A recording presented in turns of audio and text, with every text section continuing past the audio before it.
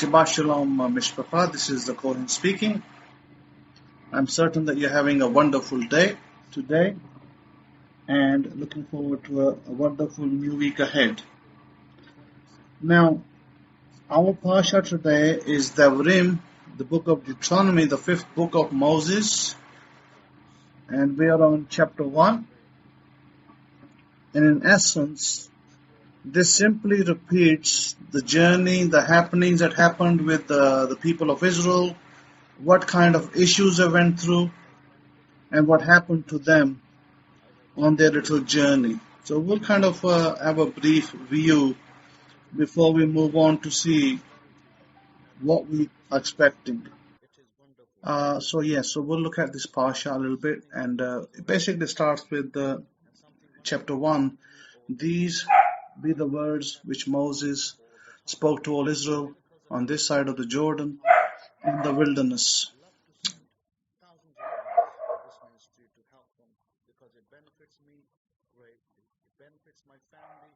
And then it talks about that there are 11 days journey from Horeb by the way of Mount Seir to Kadesh Barnea.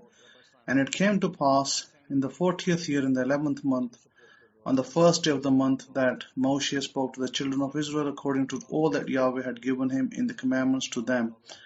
After he had slain Sihon, the king of Amorih, which dwelt in Heshbon, and Og the king of Bashan, who dwelt at Ashtaroth in Edrei, on this side of the Jordan, in the land of Moab, began Moshe to declare this Torah, saying, Yahweh our power spoke to us in Horeb, saying, You have dwelt long enough in this mount. Turn and set on your journey, and go to the mount of the Amorih, and to all the places near thereunto, in the plain, in the hills, in the vale in the south, and by the seaside, to the land of the Canaani, and to Lebanon, to the great river, the river Pharat, that is the Euphrates.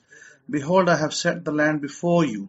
Go in and possess the land which Yahweh swore to your Ahavoth fathers, Abraham, Yitzhak, and Yaakov, to give to them and their seed after them. And I spoke to you at that time, saying, I am not able to sustain you by myself. Yahweh your power has multiplied you, and behold, you are this day as the stars of Shamayim for multitude. Yahweh Elohim of your Ahavoth make you 1,000 times so many more as you are, and increase you as he has promised you. How can I myself alone bear your pressure and your burden and your strife? Take your wise men with understanding and known among your tribes, and I will make them rulers over you. And you answered me and said that the thing which you have spoken is good for us to do. So I took the chief of your tribes, wise men, and known, and made them heads over you, captains over thousands, and captains over hundreds, and captains over 50s, and captains over 10s, and officers among your tribes. And I charged your judges at that time, saying, Hear the causes between your brethren, and judge with righteousness between every man and his brother, and the foreigner that is with him. You shall not show partiality for persons in judgment, but you shall hear the small as well as the great. You shall not be intimidated by the face of the man, for the judgment belongs to Elohim. And if it is too difficult a case, then bring it to me, and I will hear it. And I commanded you at that time all the things which you should do. And when we departed from Horeb, we went through all that exceedingly dangerous wilderness, which you saw by the way of the mountain of the Amorih, as Yahweh our power commanded us. And we came to Kadesh Barnea. And I said to you, You have come into the mountain of the Amorih, which Yahweh power will give to us. Behold, Yahweh your power has laid the land before you. Go up and possess it, as Yahweh Elohim of your Avoth has said to you. Do not be afraid, neither be discouraged. And you came near to me, every one of you, and said, We will send before us, and they shall spy out the land, and bring us a report by what way we should go, and into what cities we shall come. Okay, this is a brief. Basically, Moses is declaring that this is how the Israelites said that they wanted to send out spies to spy out the land, and they sent out the spies. And you know the story that the spies came back, 12 spies. Only 2 came back with a positive and uplifted report. The other 10 came back with a very miserable report, very negative report, saying that we couldn't possess the land, we couldn't do this, and we couldn't do that. So And the two that came, they were positive. They said, yes, we can. God is with us. We should just go and do it. And we should not waste any time. And so we find that in this particular Parsha, it has all the remnants of how people behave today, yesterday, and probably forever, in the future. When there are obstacles, when there are challenges, a lot of people simply give up. And they say, the challenges are too great, we cannot do this, we must change our mind and maybe look for something easier. That's really basically this Parsha is about. And always we find that very few people in this world today will take challenges for what they are and deal with the challenges. So it's always difficult. It's not easy.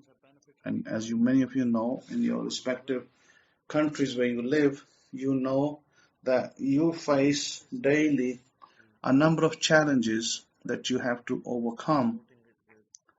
And some of you give up. You don't even get halfway and you give up. You see, here is a simple little thing. If I ask you today, how many of you want to be rich? And how many of you want to have nice houses, nice cars, money in the bank, beautiful relationships? All of you will put your hand up. Everyone. If this was a class, everyone will put their hand up that I want to have this. I want to do this. And, you're going to have a lot of different plans to do all of that. Now, when I say to you that, okay, you all want to do this, and if I said to you, I've got $1 million check for you, and you can go and buy your dream car, or you can get your dream house, you can buy the dream furniture you like, get nice clothes, buy beautiful perfumes, you can do all of that. Here's $1 million check, but the only thing is that you have to climb that mountain, Mount Everest. You have to climb Mount Everest to get to that $1 million check. How many of you are now going to say, oh, I'm going to go get that check? I can pretty sure tell you that when I told you that check sits on top of the mountain, it's there to be cashed. You just go and get the check, and it's in your name, and the one who makes it gets the check and gets the house, gets a car, gets the clothes. If I had 100 pupils in the class, and let's be honest about this now. This is complete honest, and this is completely how it happens in the real world. If I had 100 pupils in the class, 50% will already say, no, I won't even attempt it because it's too dangerous. I don't want to die. That's 50% already out. So 50% already, before even anything happened, before they even left the class, they've already said, no, we don't want it. Okay, so that's 50% people gone. That leaves the other 50%. The other 50% people are going to reason. They're going to say, you know what, I have a family, I don't want to die, I think I'll stick to my paycheck job that I go to, I'll stick to, I'll stick to working for Papa John's, and I'll stick to working for McDonald's and get my $12 paycheck an hour. And, so I'm going to find that straight away out of those 50% that are left, 25% are going to reason that we don't want to do it either. It's too much. We already have a paycheck coming in. Yeah, we're not rich. We're not able to do everything, but we can do a few things. We're happy with that. So that's 75%. 50% left earlier, 25% left next. 75% people gone out of the class before we even began. Before everybody's hands were up there in the sky. All of your hands were up there in the sky. This is real life, by the way. This is what happens in real life. I've seen it so many times. And then 25% people are left. Out of those 25% people that are left, I can tell you that 20% of those people are going to be told by their families that, no, you can't do it, you can't go, I won't let you go, I don't want to lose you, so we're going to lose another 20% straight away. because their spouse, their mother, their father, their brother, their sister said, you can't do that. You're my only son, you're my only brother, you're my only husband, blah, blah, blah, all of that. So we lost 95%. 95% people have already been lost, and we haven't even left the class. This is so funny, right? We haven't even left the class, and 95% people are gone. They don't even want to try it. Even if the check is sitting there, they don't want it. It's too difficult. There's too many obstacles. It's too far to go. I don't have the ticket to go to Himalayas or whatever, 100 types of reasons. Many reasons will be given for someone why they can't do it. Everybody will give a reason why they can't do it. So 95% people will be out. Now let's talk about the 5% people that are left. Out of those 5% people that are left, those are the brave hearts. They are the ones that are chance takers.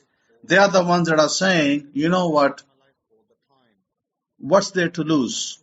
I don't want to spend the next 50 years of my life working a McDonald's job. I don't want to spend 4 years in college paying $200,000 fees to become a doctor or somebody or an engineer. They're going to say, what is there to lose?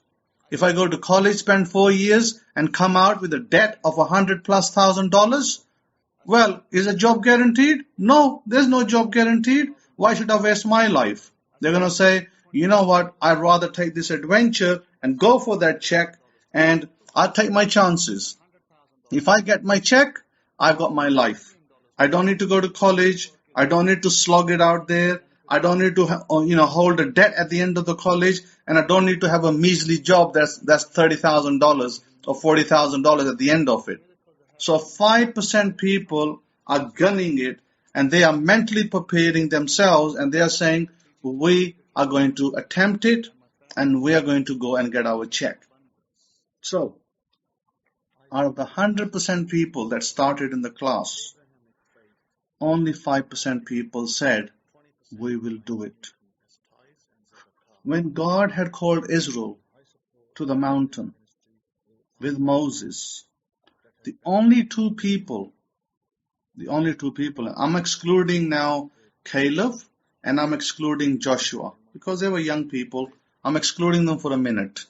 The only two people that said yes to God, that yes, we can take Israel, the children of Israel, out of Egypt into the promised land, was Moses and Aaron.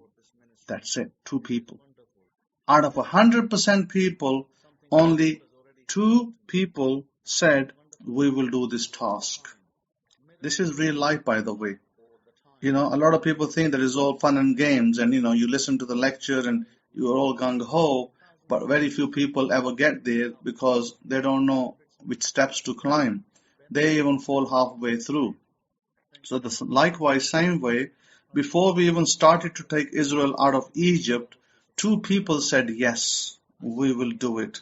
Moses, yes, albeit Moses did start with, I cannot speak properly, but he didn't say no.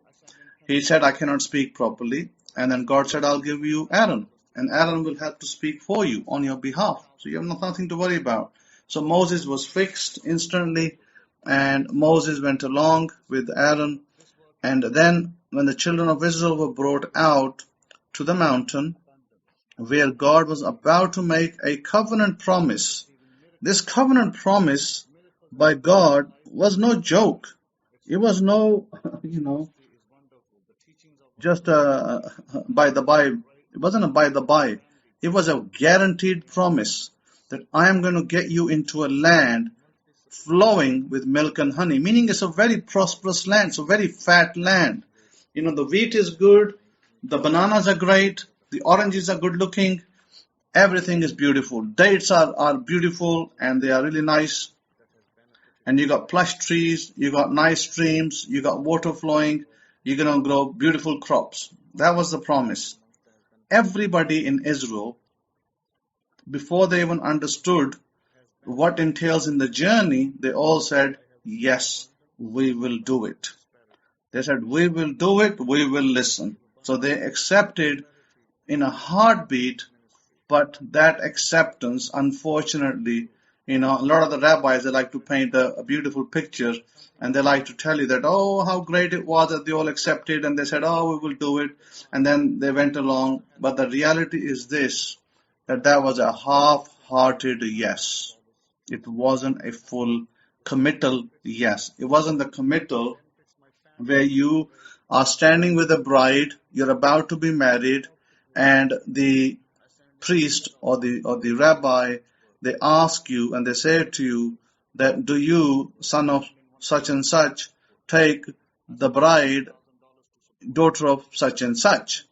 And you give your half-hearted committal yes. You're not really fully committed, because you're thinking in your mind that I don't know how it's going to be, I don't know if it's going to be good to me, I don't know if our marriage is going to last. So before you even started, you created all these obstacles in your head, in your thoughts. Remember, thoughts are things. You already committed the objects, you already committed the flaws in yourself, and your marriage may not last even 1 year, maybe 2 years, even too far away to talk about it. Maybe your marriage might not even last 1 year. And mostly, as you know, this is reality. In the West today, most marriages do not last 2 years. All of these couples that go to the churches, they go to the churches or whatever, places they go to, marriage places like registration offices. They all go to the registration offices and they give their committal yes, but it's a half-hearted yes. It's not a yes that if I have problems, if I have challenges, I will still be there. They don't say that, because then that question is never asked. The only question that's ever asked or is said is that, would you be with the person through good and bad? And they say yeah. It's like a half-hearted yeah. It's not a full committal. So when you give a half-hearted yes, just like Israel gave a half-hearted yes, I don't think we need to dance about it. I don't think that we need to be dishonest and claim that, oh, Israel was a great nation and they did great and they did wonderful and they just said yes and they did everything else right. Because you and I both know that they did everything wrong. Everything wrong was done by them. They complained, they whined, they murmured, they spoke against Moses, they did tale-bearing against Moses, Aaron's family. And they probably spoke against each other. They probably hated each other more than anything else, because they probably said that we should have never come out of Egypt. They said all of that. Now, does that look like a perfect nation to you? Today we sit over here and we make it sound like Israel is the most perfect nation in the world. The answer is no, they're not. They're probably the most flawed nation in the world, not the most perfect, that's for sure. So what gives? So what gives is there were people like Caleb who were converts in the part of Israel. And there were people like Joshua who were sincere people. And there were probably other people like that who were sincere. But the sincere people were a lot less. And the insincere a lot more.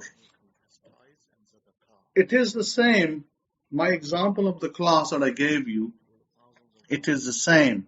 Devrim or Deuteronomy means many words. Well, either God spoke many words or the people spoke many words. Somebody spoke many words, but they did not hold to their word. Now God held to his word, but Israel did not hold to their word.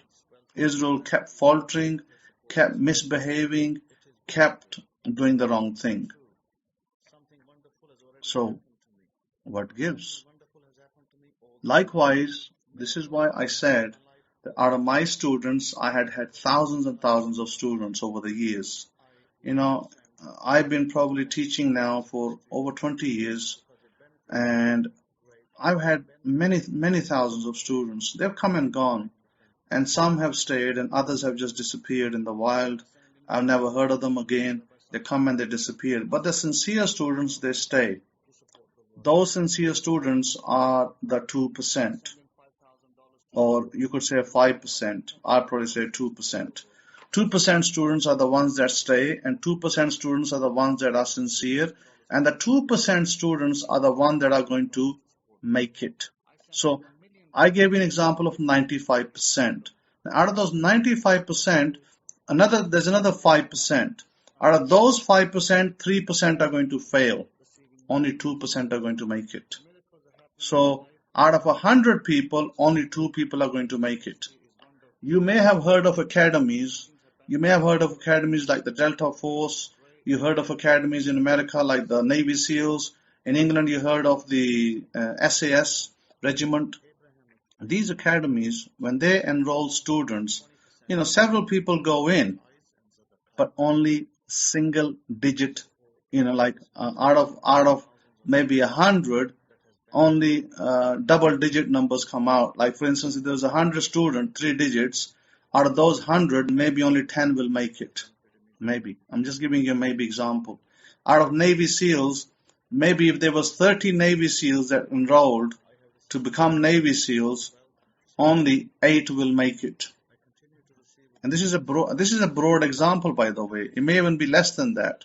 So my point is this, that out of those Navy SEALs, we do not expect everybody to make it. Only a few will make it. So out of the 100 people, if only 2 people are going to make it, and 2 is a broad example, maybe it might be 3, it might even be 4, it might even be 5. 5 people make it. So if out of the 100 people, if I said to you standing there that I'm going to give you $1 million check, only 5 people are going to claim it. Now, what's the response going to be? Now, you don't know which 5 people are going to make it. If I said put your hands up, you wouldn't know because you don't know if you're part of that 5%. And so there'd be no point asking the question, who are the 5 people that are going to make it? they would be, you're probably looking at each other, who are the 5, who are the 5 going to make it? So, let me tell you something. The perfect law is about least effort. Least effort is the perfect law. The perfect law is not about the most effort or the best effort. The perfect law is the effortless way. It means the least effort, and it's the principle of least action. The law of attraction people always talk about massive action. Take massive action, do this and go massive action. No. The perfect law, the law of the Bible, is least action and least effort. This is why I say to my students that I could make you a millionaire from your couches. It's least effort. You could become millionaires from your couches. You do not need to go anywhere. You do not need to go visit people. People will come to you. Opportunities will come to you. And you will be the ones to say yes and no to those opportunities. Opportunities will come your way. So why is it that we have such a powerful system? Why? Why is it that we have such a powerful system in which every one of you, if you wanted to, you could be millionaires and billionaires? Why is it that so few people succeed? Why is it that over the years that having all these students, hundreds, maybe thousands, maybe 10,000, maybe 20,000 students, let's just say 10,000 students for argument's sake. Well, let's even cut it in half, 5,000 students. 5,000 students is probably a lot less than I had, but let's just say for a minute it's 5,000 students that I had. If out of the 5,000 students that I had, and if I've only got 5 students, 5, well, I'll give it number 10. If I only had 10 students to show for it, 10 students that really going to make it, then the 5,000, the 10,000, the 20,000 figure is totally irrelevant. Rabbi Kefa had 24,000 students. He lost them all. Out of those 24,000 students, I think he only had about 4 or 5 students that actually did anything right. And the 24,000 students just simply evaporated. And this was supposed to be a rabbi, teacher who spent 26 years of his life, leaving his wife twice, being out of town, being out of love, living in probably impoverishment, and finally coming home with 24,000 students, out of which they all, he lost all of them, and he only ended up with 4 or 5 students. Think about it. Why is it that people are so finicky. Why are people so finicky that they cannot stick to the program? Why people do not stick to the program? People start gung-ho and they start with, they start saying, okay, I'm going to tithe, I'm going to do Zadakah, I'm going to do all of that, I'm going to follow the Torah, I'm going to keep the Sabbath, I'm going to keep the festivals, and before you know it, halfway through, half of them have fallen away. Then another half simply just disappear. There's no tithing, there's no Zadakah, they don't even show up. You don't even know if they're alive or dead. This has happened to me. I've seen people like that. They come and go. But only the very few dedicated students stay. The dedicated students stay, they tithe, they do Zadakah, they are faithful to God, they're faithful to themselves, they're faithful to their families, they don't disappear. The very few people that don't disappear. So Devrim, the book of Deuteronomy, is not for the masses. The Torah, the Bible, call it the Bible. The Bible is not for the masses. The Bible is for those people who are determined, who are what I might call, who will take on any challenge, because they're going to be given steps. They're going to be given methods, which I have in the past and presently, and they are the ones who are going to stick to it. My most successful students are going to be those that follow my methods, that stick to the methods, and they're going to come out the richest. Meaning that they will become the millionaires and they will be the billionaires, and the rest will just fall apart. So, although I may speak to thousands of people, I'm not expecting thousands of people to succeed, because I know that human nature is such that many people just simply fall away because they can't be bothered, or they give priority to other things.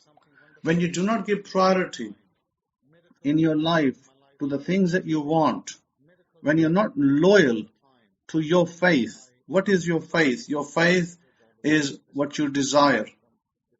If you desire a car, that is your faith. If you desire a home, that is your faith. If you desire a beautiful family, that is your faith.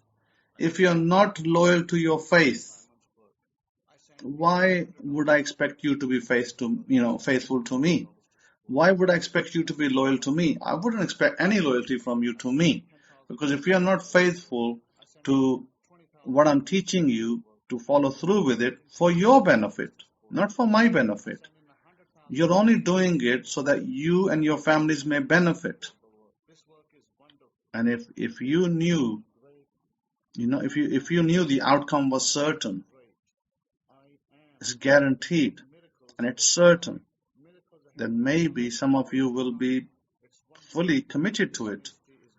But just because you yourselves have allowed yourself to fall into the category of misers and whiners and complainers, then that's why you are creating rocks in your path. I have a student by the name of Jacob. Jacob came from India. And if I told Jacob, we're talking about maybe 5 years ago, maybe 6, 7 years ago, if I had told Jacob that Jacob was jobless at the time. He was an IT professional, jobless, living in India. And as you know, competition was real tough in Bangalore. And Jacob came to me one day and said to me, Rabbi, I've heard about you, and I want you to help me, and I want you to help me succeed, and I'm going to follow through with you. Jacob came with a determined heart. He came with a determined face. He knew that there was no other options for him. The only other option was for him to be unemployed or continue to try and fail. Maybe one day he will make it, and he might get a little job, and he might be okay over there to run his 9 to 5 hand-to-mouth job.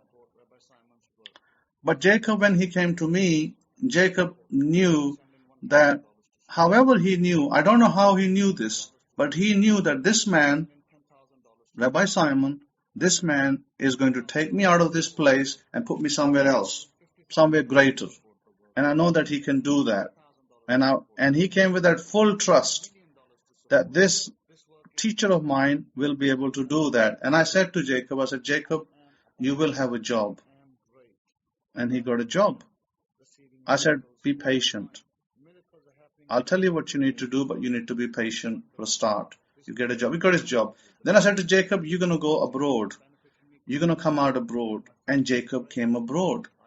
And Jacob today, I am happy to say, is earning a $100,000 salary. This young man did not have even a $10,000 salary in India. 5 years ago, if I go back 5 years ago, maybe 6 years ago, when he first started his job, he was probably not even earning $15,000, $20,000 over there. He came, he was pretty grim. He was very upset. A lot of bad things had happened in his family to him. Every employer that he went to was saying no. And he only saw one ray of light. One man sitting, I was in England at the time. He saw one man sitting in England. I don't know where he got my teachings from. I don't know where he saw them, where he heard them. And he wrote to me a personal email. And I said to him, Jacob, you have, everything will work out. But stick with me. Everything will work out. Today, Jacob is earning $100,000 salary. He's got a beautiful family. He has a son and his wife. They live in New York. And this man started with nothing. No hope of, forget about certainty. There's no hope. This hope manifesting doesn't work anyway. But he had no hope. But he put his trust in me to teach him the right things so that he may benefit his life. And I did. I did teach him the right thing. And I continue to teach him the right thing. And all of you who are my students, who are sincere, I continue to teach you the right thing so that you can benefit and that you can be on top of the world. You have the most powerful system given you, which we call the Bible as an overall word, or we call the Torah in a short form. I have given you the most powerful system, that it is now up to you how you drive that system.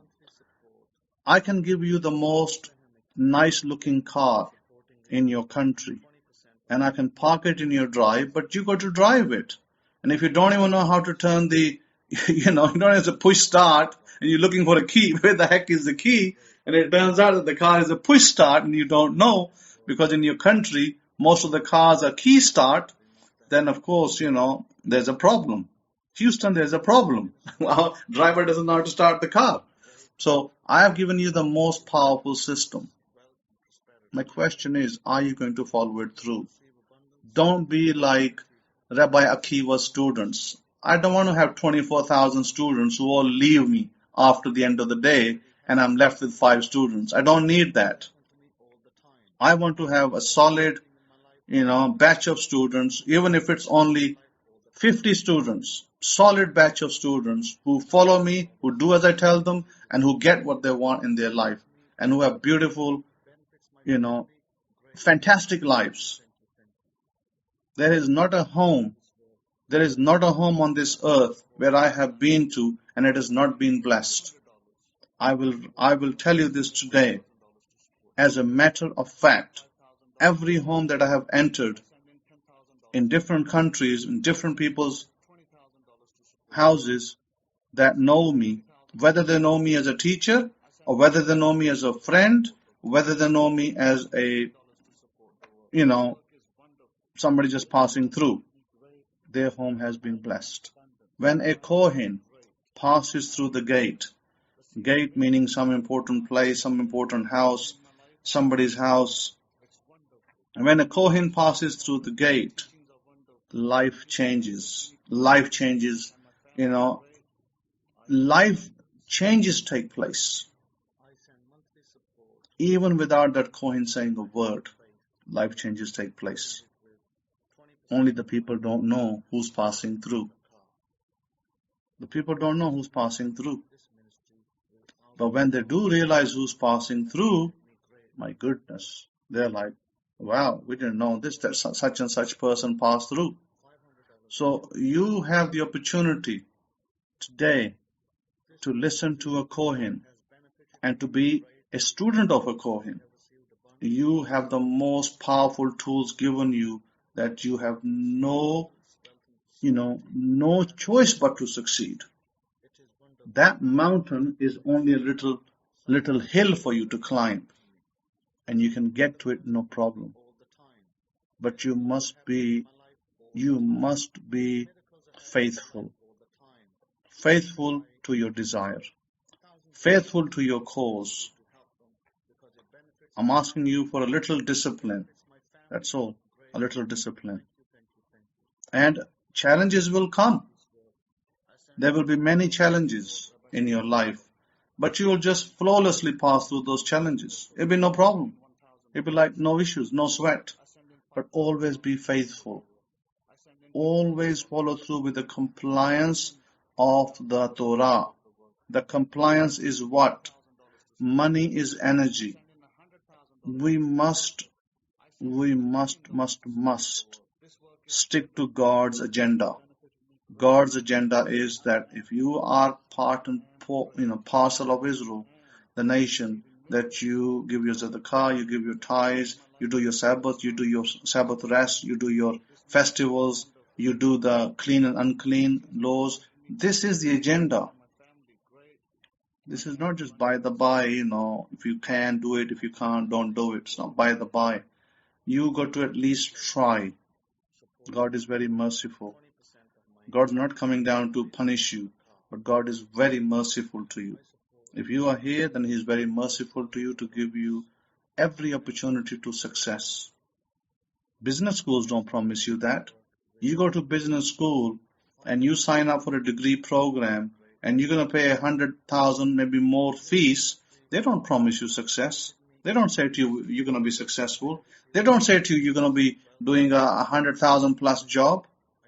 They say, you take your chances. You take your chances. You sit through the classes. You do the exams. You pass the test. You get the grades. And then you go and take your chances in the real world. Some of you might succeed, others will fail. That's what business schools will tell you. Business schools don't tell you that there's a guarantee of success, but I'm telling you that there is a guarantee of success. Following this method, there is a 100%, I wouldn't say 1,000% guarantee of success. It is. 100% is probably little, 1,000% guarantee of success. It's up to you. Do you want that 1,000% guarantee of success? I'm not asking you to sell your house. I'm not asking you to leave your family. I'm not asking you to divorce your wife. I'm not asking you to leave your parents. I'm not asking you to fight with the rest of your family. And I'm not asking you to do any of that. I'm asking you simply to be faithful. Be loyal to your faith. Be loyal to your desire. Be with the Torah, and the Torah will guide you. If you are with the Torah will protect you. The Torah will take care of you. When challenges come, they will pass. You will have no problem. You'll fly through the challenges. So, that was my little speech for those of you who want to succeed. For those of you who want to succeed, first prepare your minds. It's not about big action. It's about little effort. That's all. Little effort. If you are prepared to give your little effort, and if you're prepared to be faithful to it, you can succeed. The rest is up to you. Last week, I gave an example of a method in which you write a letter. It's a very powerful method. In this method, you write a letter to yourself as if you already have what you desire. If it's $1 million, even if it's $100 million, you already have it. If it's a brand new car, you already have it. If it's a brand new house, you already have it. If it's a new spouse, you already have that spouse. And you're writing a letter.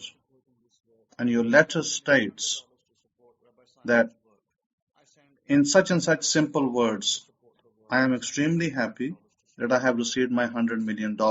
Whether that came through lottery jackpot or whatever, doesn't matter. Let's just say, you're right, I'm extremely happy that I've received my $100 million. Yes, it was a jackpot win. And it came unexpectedly. I was kind of shocked, but I received it with enthusiasm. As soon as I won the lottery jackpot, my relatives got to find out that I've suddenly become a multimillionaire. I had my siblings, they contacted me, and you can name your siblings. My siblings contacted me to congratulate me, and then my siblings, one by one, came to me with different requests. Somebody came and said, can you give me $100,000? Then somebody else said, can you buy me a new car? Then somebody said, can you buy me a new house? You can go through that in your letter with real emotions. Use real emotions. And they all came to me, and they all wanted me to buy them cars, houses, give them money, start them in businesses, blah, blah, blah. But I decided that that wasn't what I was going to do. I decided that the only thing I was going to do was, my parents are old and they are pensioners, and I decided I'm going to buy my parents a new house and pay for it. So I bought my parents a new house and I paid for it. And I thanked them that they gave birth to me, their son or their daughter, that they'll be proud of me one day. And I gave them some money in the bank so that my parents will not have to worry about food, bills, and other things and other amenities. This is your letter. You're writing a real letter in the past tense, like everything's already happened. And then you can build on that, and you can put anything else you want. You can make it a one-page letter. You can make it a half-page letter. And then once you've written that letter, you're happy with it, you then just read that letter every day. You read it 2 or 3 times a day, every day. Religiously, you read it. And that is what you're going to get. That's going to come in your life. Now, if you write about a house, you write in your letter that I have already moved into my new home. It's a beautiful house. It's in a beautiful neighborhood. I really like it. Ambiance is really nice. I get to see the sunrise every day. And, my neighbors are really, really good. My neighbors are really nice. And every day I get up, I make my breakfast, and it's really nice. And last week, Auntie Betty came, and she saw my house, and she was like, wow, this is a beautiful place. This is a wonderful house. I'm really happy for you, and may you be blessed forever. Things like that. You construct a letter for your house. And if it's about a car, you write a letter saying that I have received my brand new car. Let's call it a Ford F-150 truck. I've received my new Ford F-150 truck. I took it for a ride the other day. I took it off-road, and it's just a fantastic drive. It's just awesome. It's a monster. It drives beautifully. Really nice. I'm really happy with it. I took some of my friends in there for a ride, and my friends were really impressed. And they are congratulating me that you've got a wonderful, wonderful new truck, new car. And I'm so happy that this is a really nice drive. I'm so happy with it. It's wonderful. I'm really grateful that God has blessed me with this nice truck. Full stop. That's enough for the truck. If it's about a job, if you're trying to aim for a job, that's maybe, $70,000, $80,000 job, $100,000 job, you write like you've already got the job. You write a letter that I'm extremely happy and very, very grateful that I've received my $100,000 job. My manager is really nice. My company is really good. And I am, really happy with this company. Their policies are really good. They really take care of their employees. And, we also get bonuses at the end of the year. And we get perks. And things are really great. I had, Auntie Betty come over and congratulate me for my new job. I had my mom phone me and she congratulated for my new job. My cousin phoned me, he congratulated me for my new job. And I'm very grateful, I'm very happy. End of deal. You got your job. These are the ways you write your letter. Writing a letter is much more powerful than simply speaking an affirmation. An affirmation might be that I have received $100 million, but a letter is a little bit more detailed. So a letter is much more powerful than just an affirmation. So when you write your letter, you construct it for a half a page or a full page, then all you got to do is read it 3 times a day. Is that so difficult? I don't think so. If you can't read it 3 times a day, if you can't keep that letter with you when you're traveling, when you're driving, or maybe when you're working, all you got to do is in your break time, read the letter. You don't got to read it out loud. You can read it in your mind's eye. You can read it in your mind, quietly.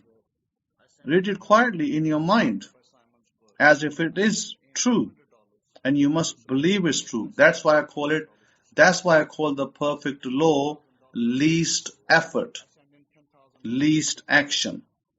Then when you're going through that motion, that principle, things will start to happen. Things will happen in your life that will start to draw that thing near you. And if you're looking at $100 million check, then one thing you must do is make $100 million check, a little fake check, out of the universal bank check that you can download from the internet or some other bank, and you can just overwrite on that check, blank it out, write your $100 million in there to your name, put your name on it, put $100 million on it, and then put a little note on the check as you do on the bottom, something like received with divine favor or whatever.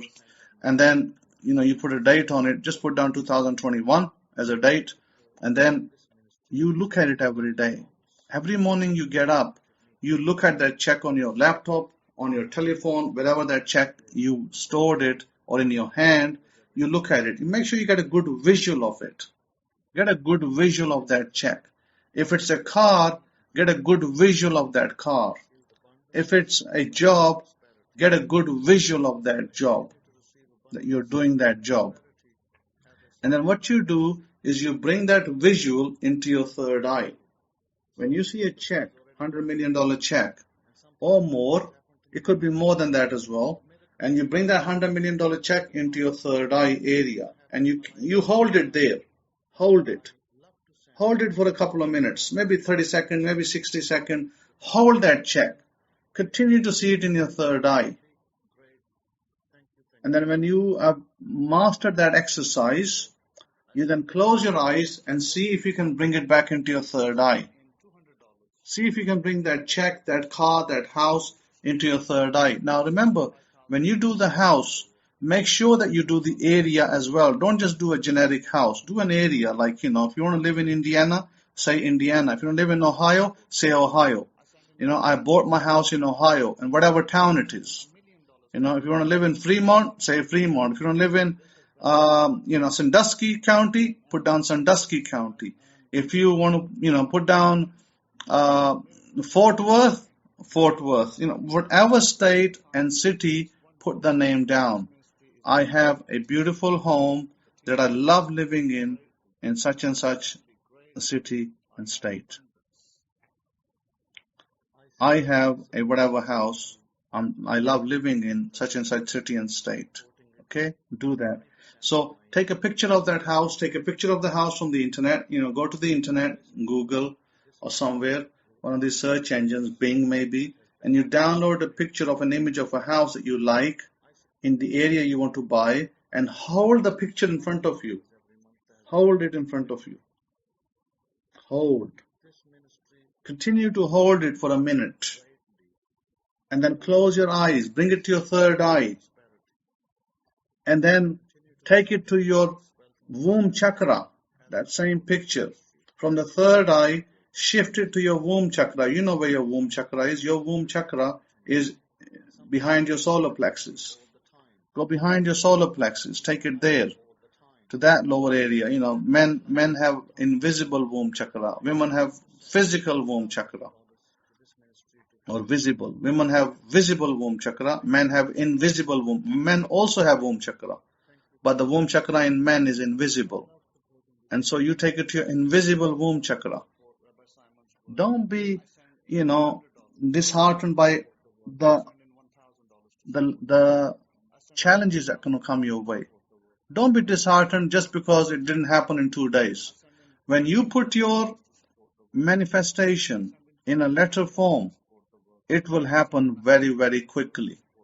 It will not take years, my friends, my students. It will take weeks and months. You will get it. I guarantee it. It will happen in weeks and months. Less than a year, you can make it happen. So I want to encourage you today, do not be discouraged by naysayers. You're going to have a lot of naysayers out there. Oh, that Rabbi Simon is no good, and oh, this, that, and the other, and the third. You have people like that. People naturally out there hate other people who are successful. Naturally, successful people will always have haters. Stay away from haters, and you will do great works. Always mind the haters. The haters, the naysayers, they will always put you off. They don't want you to succeed. Simple. They come as friends, but they are not your friends. They are your enemies. They don't want you to succeed. They'd rather see you just stay down there. Just stay low. Just never get anywhere. Because they don't get anywhere. They're all losers. Losers do not want to see you in success. It's just basic reality. Reality check. The reality check is this, that losers will never want to see you success and succeed.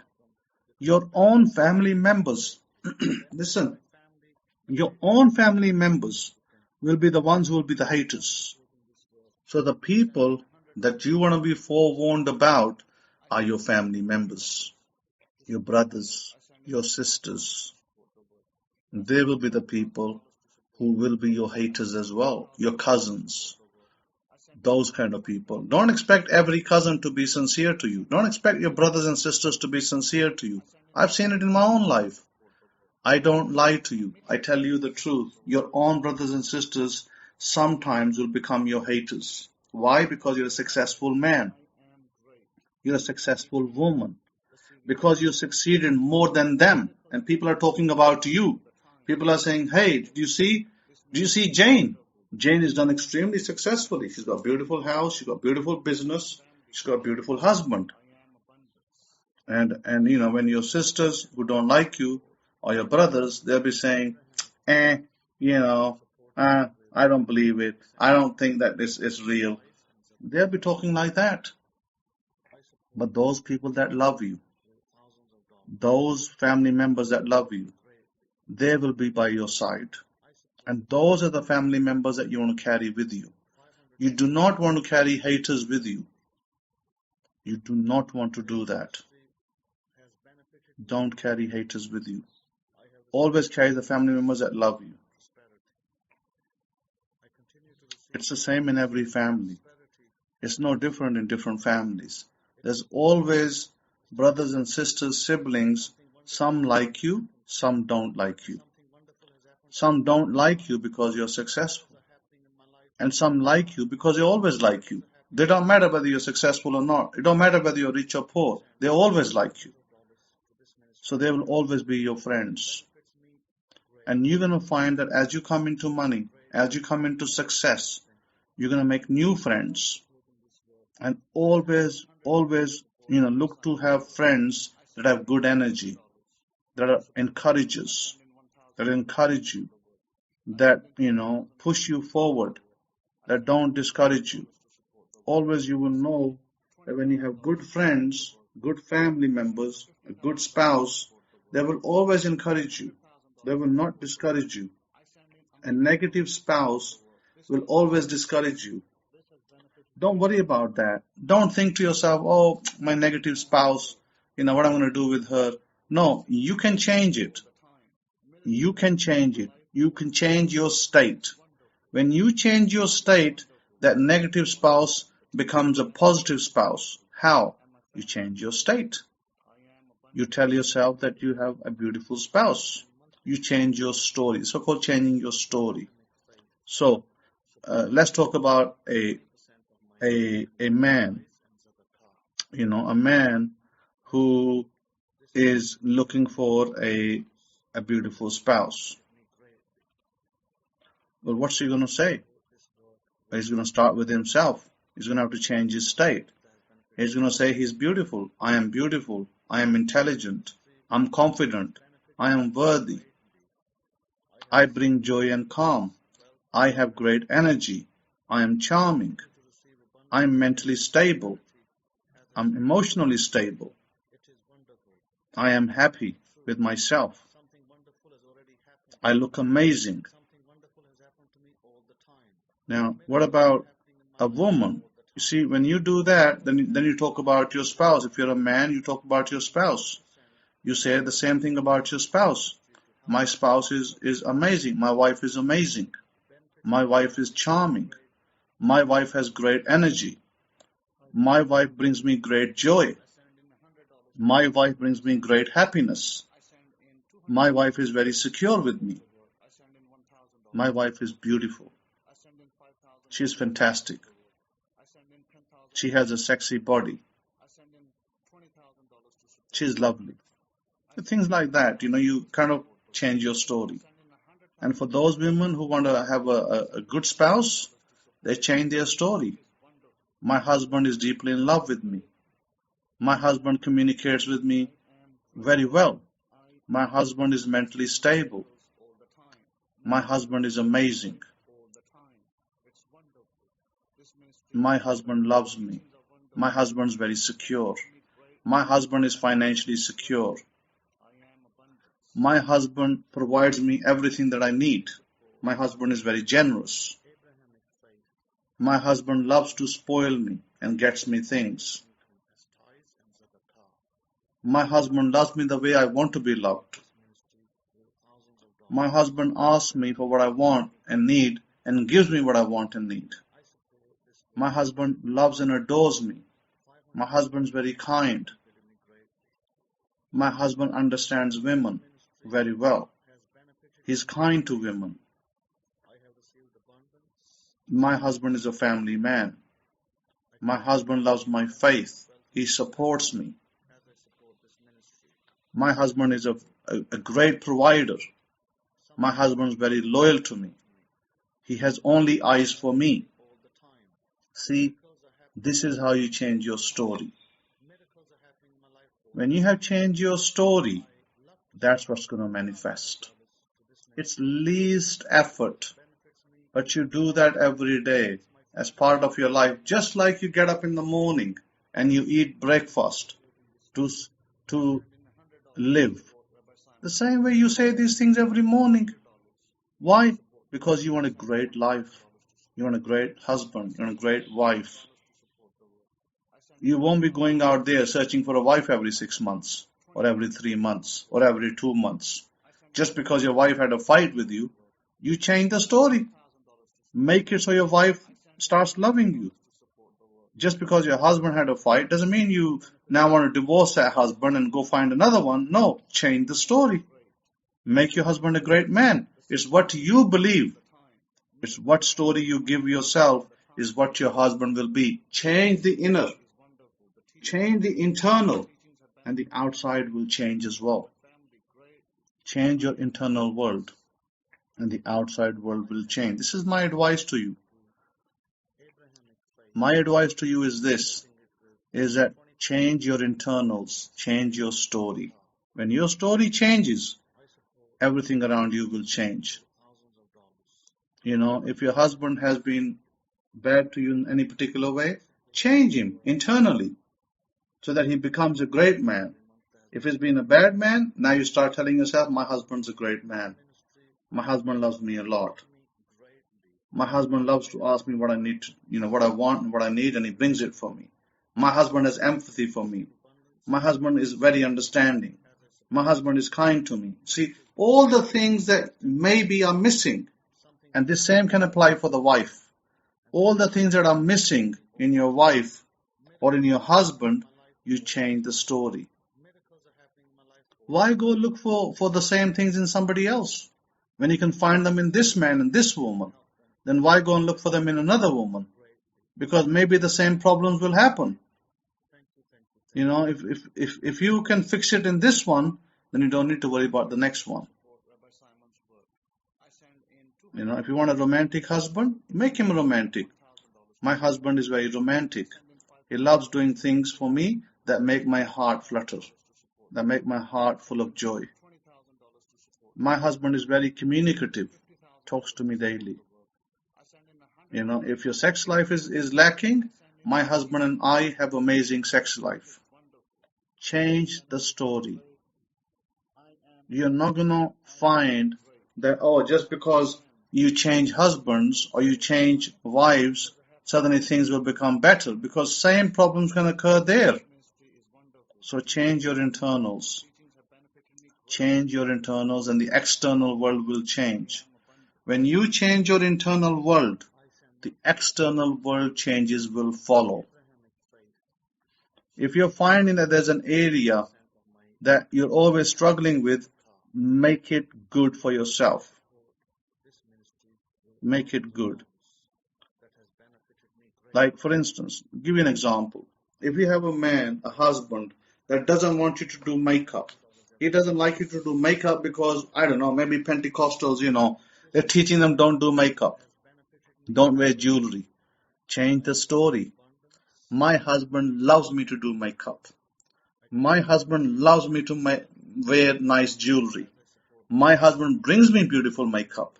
My husband asks me to do and wear nice jewelry. You see, you change the story. It doesn't matter what Pentecostals say, it's how you change your story. It's what story you dictate. You are the director. You are the director. You change your story, everything changes. That is my advice to you, to have a beautiful, healthy, happy relationship. It's not about the most effort. It's about least action. Torah is about least action, least effort. Least effort. What you desire already exists. Creation is finished. There is no more creation. You're just bringing it forth. You're bringing it forth. It's already there somewhere. You're bringing it out into 3D. That's all. You bring it into 3D. For it says, for the Lord sees not as man sees. For man looks on the outward appearance. But the Lord, Master Yahweh, He looks on the heart. In 1 Samuel chapter 16 verse 7. God does not look as you look. God looks on the heart. Why on the heart? The heart here is a metaphor for your imagination, for your assumption. It is through your assumption that your experiences come.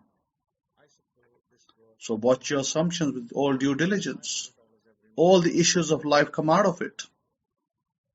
Every event in the world, visible world, is a result of imagination, is a result of assumption. Once you get control of that, you're going to be on top of the world. You're going to be on top of the world. Due diligence, little discipline, and little effort. That's all, little effort. And before I pass on the mic to Rabbi Kefa, I wanted to tell you that this week, we talk about this week alone, at least I can tell you that $1,800 went out of my account, $1,800, it's not small money, to marry two girls in two poor families. They came to me and they said to me that we want to marry our daughter, but we don't have the money. Can you please help us? And I gave them out of the goodness of my heart. I said, I'll pay for the marriage. You're going to do a simple marriage and I will pay for it. And I paid $1,800. And some of you can't even pay $18 tithe. See, this is the difference between me and somebody out there that is unsuccessful. Successful people will always be successful, and blessed people will always be blessed.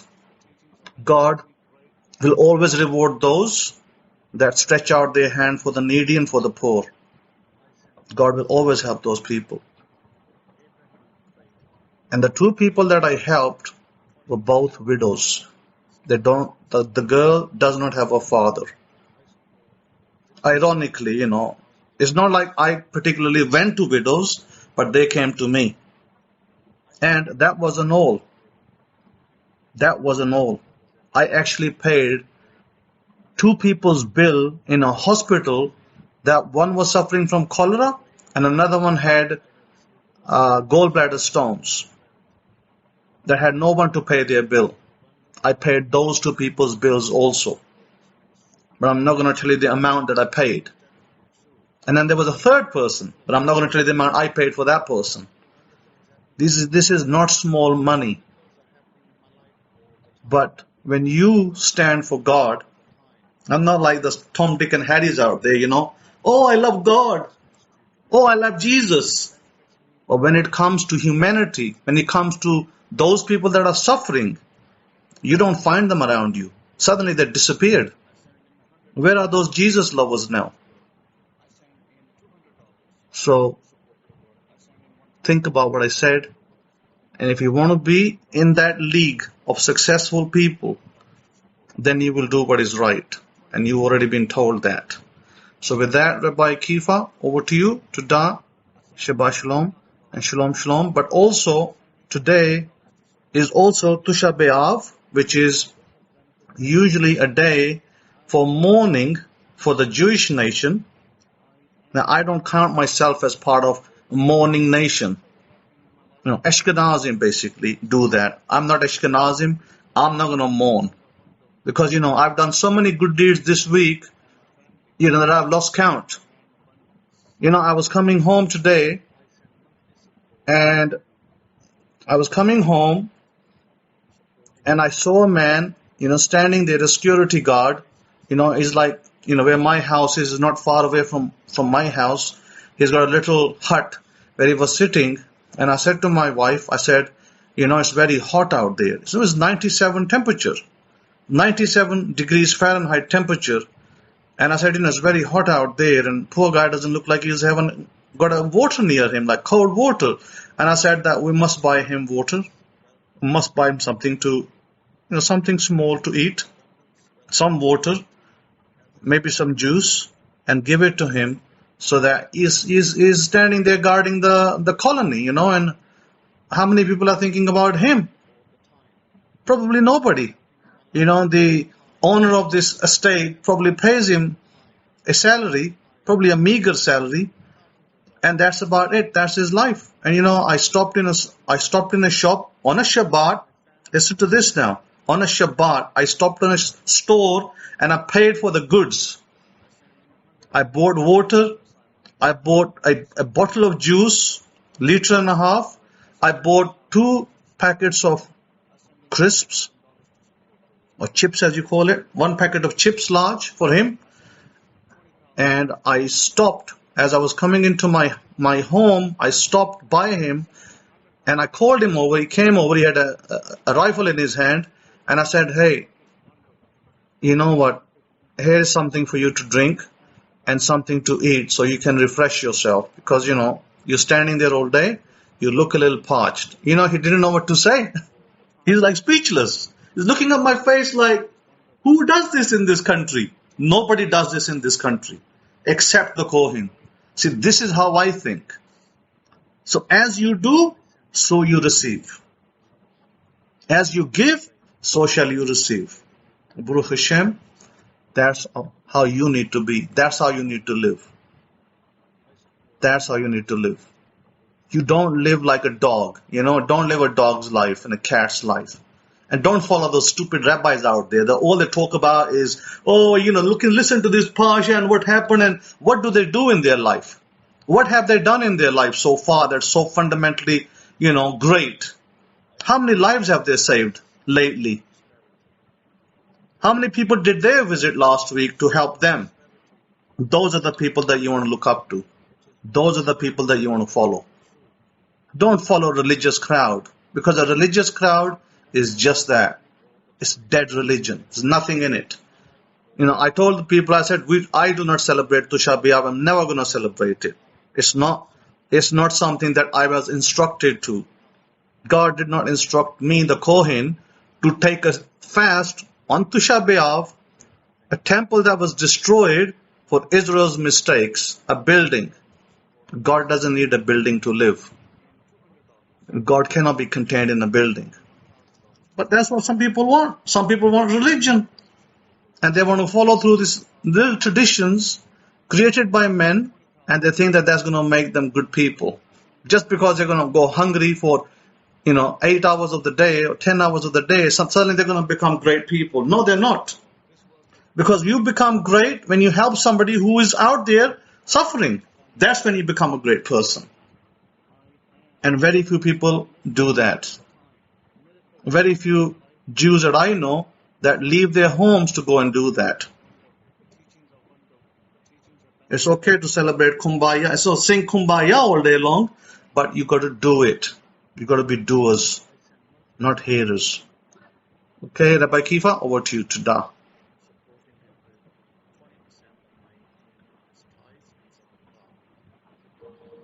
Yeah, shalom over there, Hakohin, and Shabbat shalom to you over this side of the pond. Well said, Hakohin, and again, Hakohin doesn't normally go out and tell these kind of stories, but this is just this is just the icing. You haven't really got to crust of the cake. He does many things that he doesn't even talk about, but I truly believe this is for our instruction and give us guidance and direction on how we need to live our lives going forward. If I can be heard, can I get a 1? I want to make sure I'm coming in crystal clear so we can continue on with this Parsha and with our guidance and direction that we need going forward to really assist us. If I would ask right now, how many of you right now, and if you would respond, what do you want? If you down what you want right now, I'd really appreciate it. You just tell me right now, what do you want? What do you want? And as we look at this Parsha, Devrim, Baruch Hashem, I think it's important for us to understand, okay, just say what you want and be specific with it too. Don't just give me the old spiel. But what do you want? If you want money, how much money do you want? You see, do you want $5? That's money. Do you want a dollar bill? What do you want? Really, you got to know what you want. You got to know that you know that you know, like your name is Sally or your name is Bill, that you know what you want. Got to know what you want. Got to know what you want. And in the spirit of the laws of Moses, the 5 books, the Torah, I think it's very, very important for us to understand. We got to know what we want. And what Moses did here on his way out on this earth, because according to our history, after, putting out the repetition of the history of the children of Israel as they came out of Egypt, Moses didn't have too much life left on this earth. Hadassah Grace says lots of money. Adia says, my home. Yahudi puts a number on it. But there you go, Yahudi, put a number on what you want, what you desire for yourself. That's important. That's the first step. If you don't know what you want, who else does? And this is what causes a lot of confusion amongst the masses. And this is why a lot of people live a life that's a shell of itself, of the life that they could have lived and could be living. Because at the end of the day, they don't know what they want. And if they know what they want, the next phase is what Hakoy talked about in this lecture, is that they don't know how to get there. How do I get what I want? And as you heard in Hakoy, it's totally opposite of what we taught in the nations. Because what we're taught in the nations is, if you want something, what's the first thing that they tell you? Oh, you have to work hard for it. Isn't that what they say? If something worth having or worthy of having, I tell you, man, you're going to have to work hard. You're going to have to work harder and harder than hard is hard. When you just heard in our Cohen's lecture that he gave us, he said, perfect law is all about least action, least effort. Oh, you're going to have to work hard. If you want to get, and this is the biggest fail-safe that's out there, is that, you have to work hard. So that eliminates, 99.9% of the people, is because they don't want to work hard. When don't have to work hard. You see, that's like one of the biggest stumbling blocks out there is that, you sit there and tell you, well, you little Johnny, if you want that bike, you're going to have to work hard. You're going to have to go mow about 15 lawns with your lawnmower to get that bicycle. When little Johnny should know if that's what little Johnny wants, he can sit on his sofa and reel it in. He can imagine it, see himself on that bike, riding the bike, talk about the bike in the past tense, tell his friends that he already has the bike. When they see that he doesn't have the bike, well, they'll sit there and call him what? Oh, you're lying. You lied to me. You said you had the bike and you don't. You see, these are more of the naysayers, more of the haterade drinkers that are out there. Rabbi Zakari says working hard will get you broke down, a broke down back for sure. Oh, want to talk about broke back mountain? Let's talk about a broke down back for sure. Working hard. Oh, you got to work so hard. But this is the generation. How many of you agree with me? This is the particular conditioning that our particular generation received from our grandmama, from our mother and father. Oh, you got to. How many of you would agree? And you're in that category.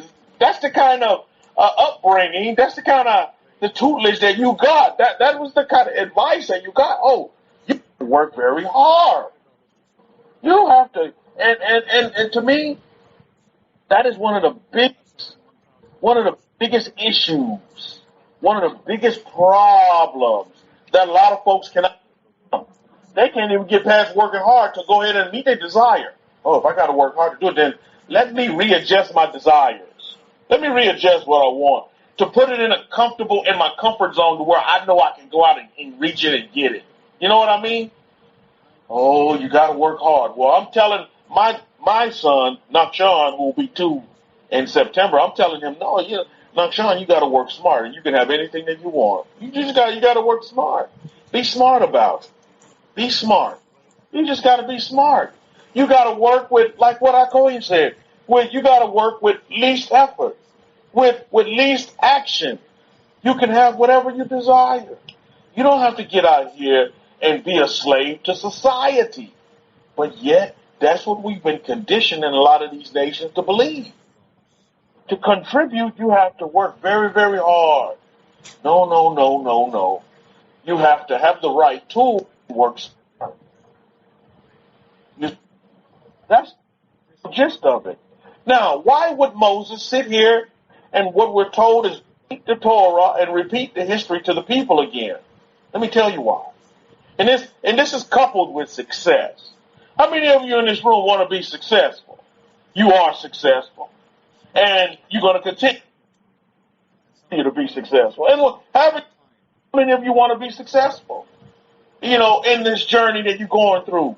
How many of you want to go through this journey successful? Okay, to top of your responses. Okay, now one of the keys to success as we encapsulate it with repetitivism is this. Now, I like to listen to a lot of successful people. I like to hear their stories, and I like to know how they became successful. And you'll hear there's many different ways of going about it. Remember we talked about the paths and avenues to success. There's many ways, but one of the ringing things that I see in all of these stories, and like even with some of my mentors that I have now, is that they tell you that you have to do all this backbreaking, working hard, and you have to sacrifice to receive success. Now, to an extent, I agree with that. You have to make some sacrifices if you want to be successful. Otherwise, success is not worth having. Just like you're told, well, if you didn't work for it, you're not worthy of it. You know what I mean? Because there's a big, let's just say, you have and I don't mean pride in a bad way, but pride in a good way, is that you're proud that you have accomplished something in your life when you worked for it.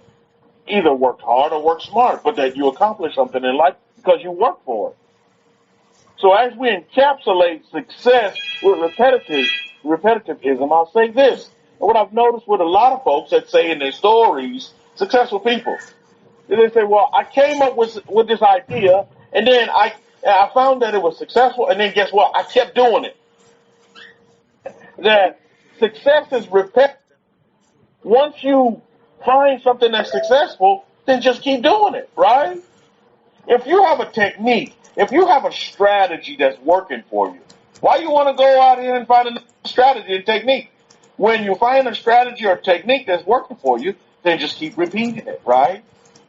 You understand that? And this is one of the keys to success, is that what they say and what I hear is a lot of this is rinse and repeat, rinse and repeat, rinse and repeat, rinse and repeat, rinse and repeat. All you have to do is just keep repeating it.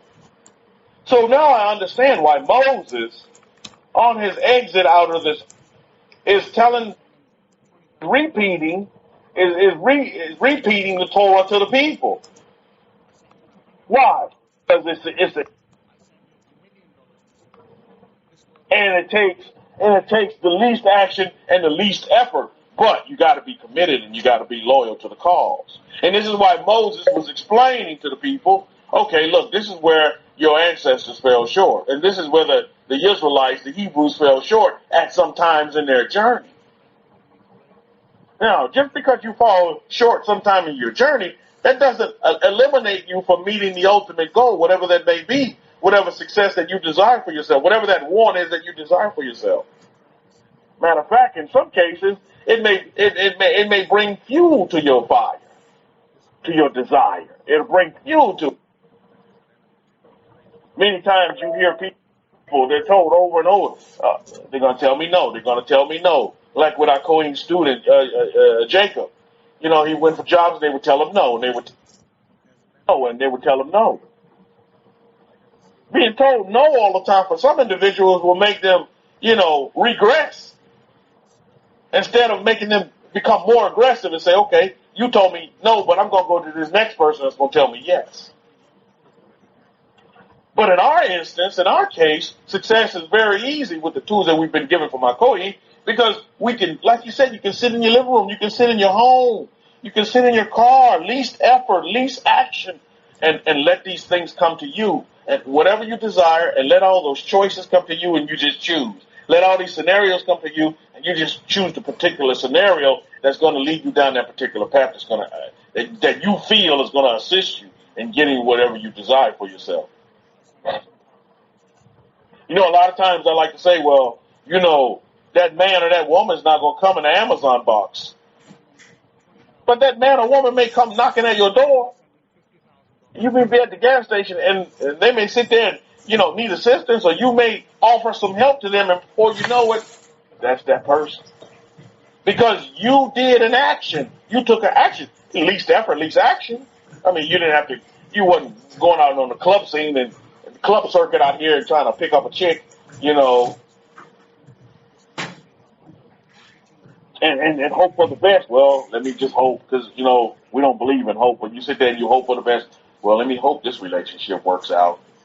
Then after dating for a while, you realize, oh, no, this is not what I desire. This is not what I wanted. You don't have to keep going through that same old pattern of breaking hearts, as they say, of broken hearts. My heart don't get broken, but a lot of people out there that tell you, oh, Rabbi, he or she broke my heart. Oh, my goodness, blah, blah, blah, blah, blah, blah.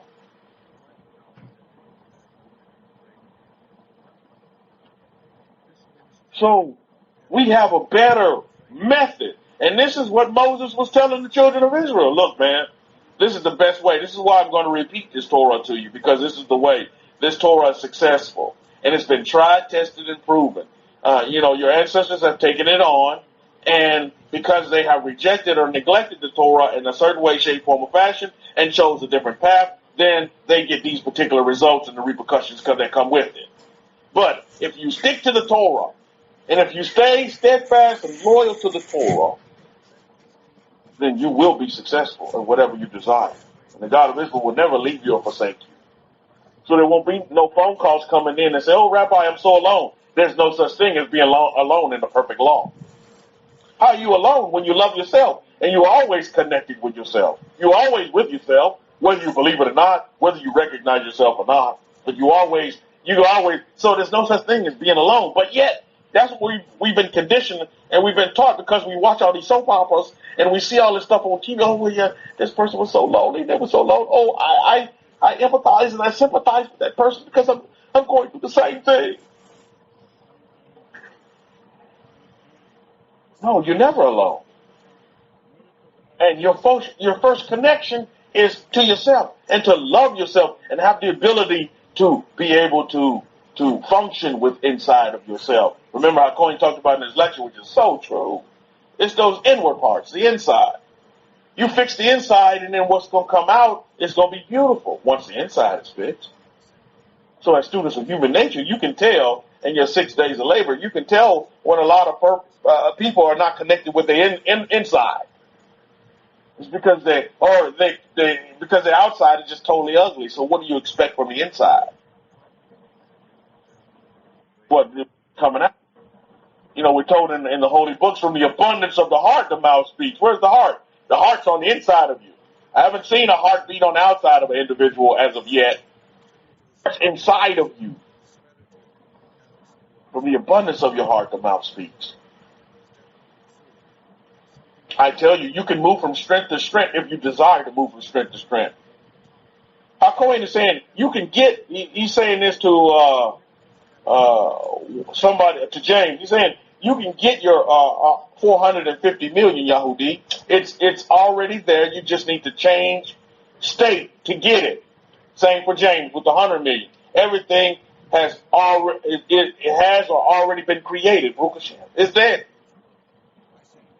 It's just it's out there in the expanse, and like Rabbi Zechariah like to say, I don't know how the fishing's been for you this year, Rabbi Zechariah, but as Rabbi Zechariah like to say, you can just reel it in, just reel it on in. You just got to reel it in. What technique you want to use for that? Not what desire. How much work you going to put in for this? Are you going to go out here and get 10 jobs? Like the the conditioning they tell you about the Jamaicans. No offense if you got any Jamaican in you. They tell Jamaicans work 10 jobs. Is that going to make you successful, working 10 jobs? I listen to all my mentors. They didn't work 10 jobs. They just connected with the right people. How many of your mentors are the same way? These people weren't out here working 10 and 15 jobs and putting in all these hours and paying all the taxes to the I, to the R, to the S. No, they connected with the particular individuals that was going to give them that encouragement. We'll talk about that in a minute in Parsha. That they needed. And not the rejection. And not the discouragement, but the encouragement, Matter of fact, let's see that. Because that's what Moses was trying to explain to the children of Israel. To the Hebrews before they crossed over. He's given a great history lesson, and he's repeating the Torah to them. Why? It's because the Torah, repetitive, it works. So just repeat it. Rinse and repeat Torah, you'll be successful. Rinse and repeat Torah, Rabbi. But it all depends on you the Torah. If you've been taught the Torah by the Kohanim, then you rinse and repeat the Torah and you will be successful. But if you're being taught the Torah by the rabbis out there, man, they're going to have you going down so many rabbit holes with all these opinions and these traditions, man. You're not going to know up from down. You're going to put in so much work, so many man and woman hours just to, quote unquote, obey the Torah and be in Torah compliance that you're not going to know whether you coming or going. How many of you got a taste of that Judaism? It's a joke. It's one big joke. And it just leaves you, it's labor intensive. It's not least action. It's more action on top of more action, because then you're seeing more favorable in the eyes of the Most High. And that's totally not true. But they have you going through all these rote traditions and customs and do this way and turn off your electricity this time and blah, blah, blah, and blah, blah, blah. Grow your beard this long, blah, blah, blah. You don't know whether you're coming or you're going. And you cannot see the road in your journey for all the trees that are in your way. Nobody wants to be a part of that.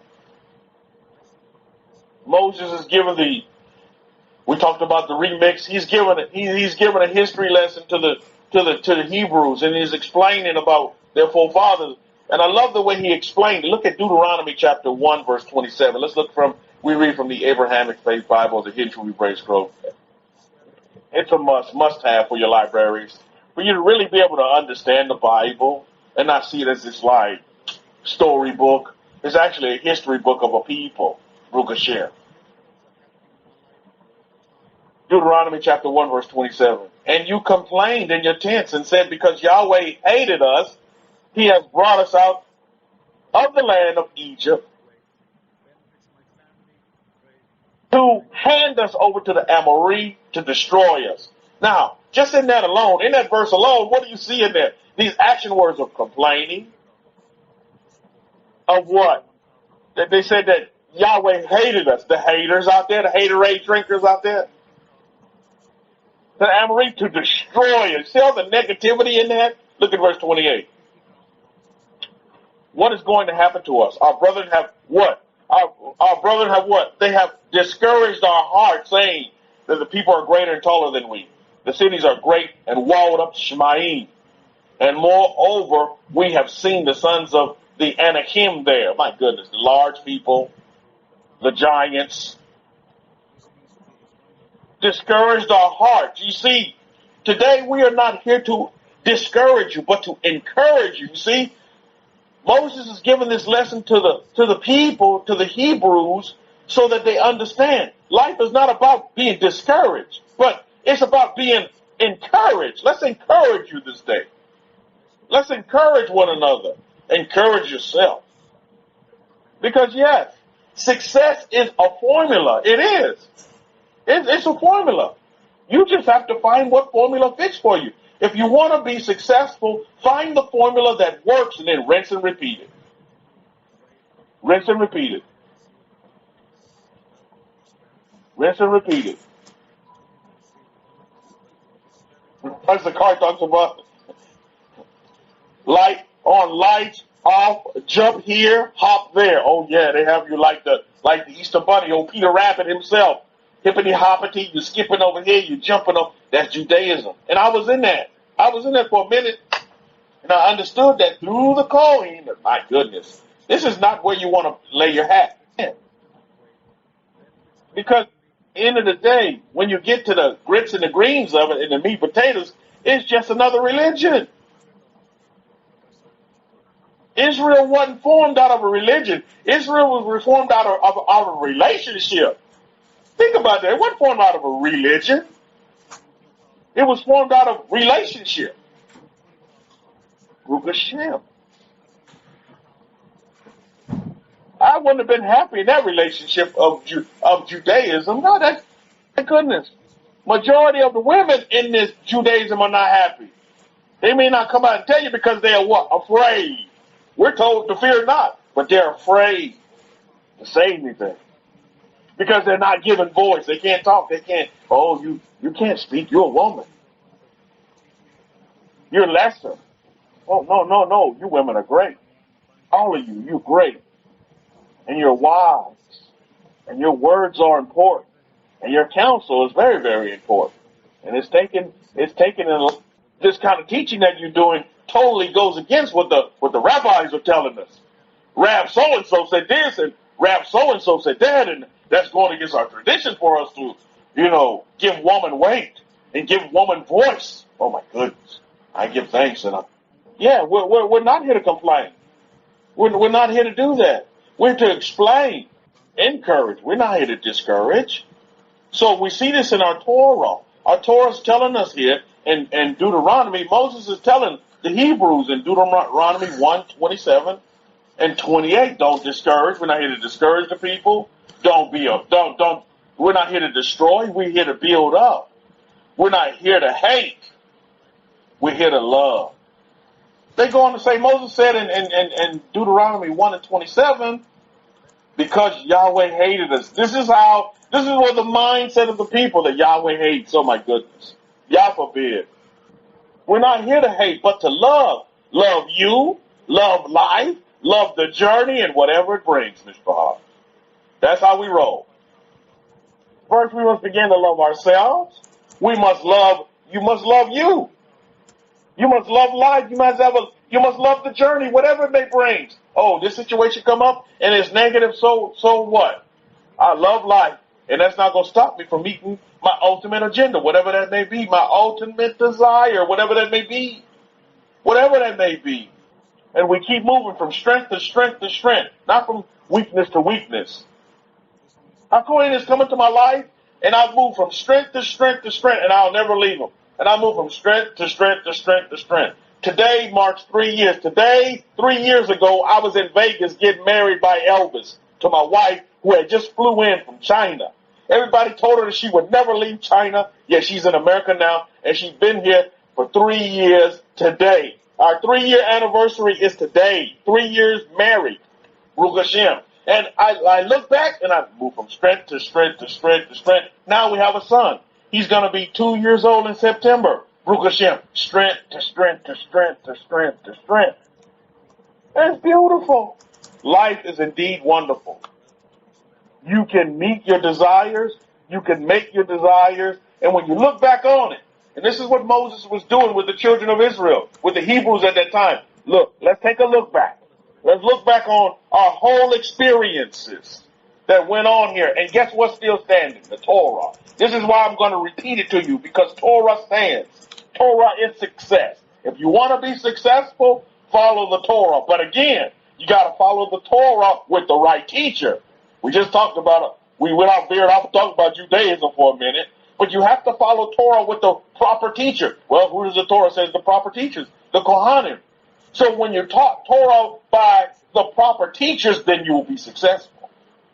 I know a lot of people that say they're under the umbrella of Torah, yet they're not successful. Yet they're not happy. Yet they're discouraged. Yet they hate. Well, what's going on here? Something's going wrong here. Something's definitely going wrong. This is not the Torah that I know. Because they're foreign to what the Torah really is. And their eyes have not been opened. So if you don't have the Abrahamic-Faith Bible or the Hidden to Be Break Scrolls, you don't have to be a believer in the way, but just get that Bible. It'll really assist you. It'll open your eyes to what the Bible really is. It's a history book of a people that made mistakes, yes, that went through all kind of situations in their life, but what stood the test of time and still standing this day in 2021 is that Torah of Moses that we're talking about this day. And we'll repeat that Torah today. Why? It's because it's still successful. And we all are repeating the Torah this day because it breeds success. And so the dispersion, one of the greatest blessings of the dispersion in the diaspora is that we take this Torah and its dispersion and saturate it to the whole world because of you and I. Baruch Hashem. Isn't that beautiful? That's so beautiful. That's that light that's talked about in the renewed contract, or the New Testament as they call it. Baruch Hashem. That's what it's all about. With the least action and the least effort. Yes, the Hebrews at the time, in the time of Moses and during the time of the journey, the sojourn from Egypt to the land flowing with milk and honey, my goodness. Least action and least effort. They put up a lot of effort and a lot of action to deter, to negate what the success of Moses and Aaron and taking the people in the land flowing with milk and honey. They did, my goodness, they put up a good fight. So again, if you're going to be protagonists, what else is going to be out there? Come on, this is the laws of the universes. There have to be antagonists out there to have a healthy balance. You want just right and fair, then you have to balance. You have to have a healthy balance. If you're going to have good, you're going to have bad. If you're going to have happy, you're going to have sad. But that doesn't, these things are going to be there, but that doesn't mean you have to live in that state. That doesn't mean you have to have that particular feeling. You control that. Don't let other people control your feeling. Your emotion. You control that. How you want to feel. How you want to be. That's up to you to decide that. Don't leave it up to somebody else. Well, Rabbi, he did this particular thing to me and broke my heart. Well, you letting he control your feeling. Don't let nobody control how you feel. Or vice versa. Well, Rabbi, she tells me that I'm worthless, so I don't feel like I'm going. Well, don't let what she says about you control how you will want to feel and how you want to be in your journey. Remember, I stated this earlier, and I think it's very important to understand. Very, very important for us to understand this. is that, yes, we go through this life, love you, love life, love the journey, whatever it brings. Go through the journey in love and in peace. Peace with yourself, full of happiness and joy. Yeah, it be a tough time. I mean, I don't know why a lot of people focus on all the bad. They focus on the tough times, going in that, times are going to be tough. So why focus on the tough times?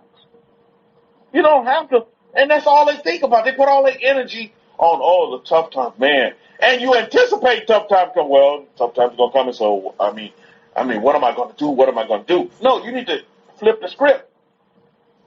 This is why you affirm. This is why you write the letters. This is why you visualize. You flip the script and you change the way you think into a way of thinking that's more productive. That'll take least action, least effort. You develop a system within yourself to where you find your happy place. Whatever system you use to find your happy place, whatever system you use to find your joy, whatever system you use that gives you that love feeling, that peace feeling, that happy feeling. There's no worries here, so don't worry.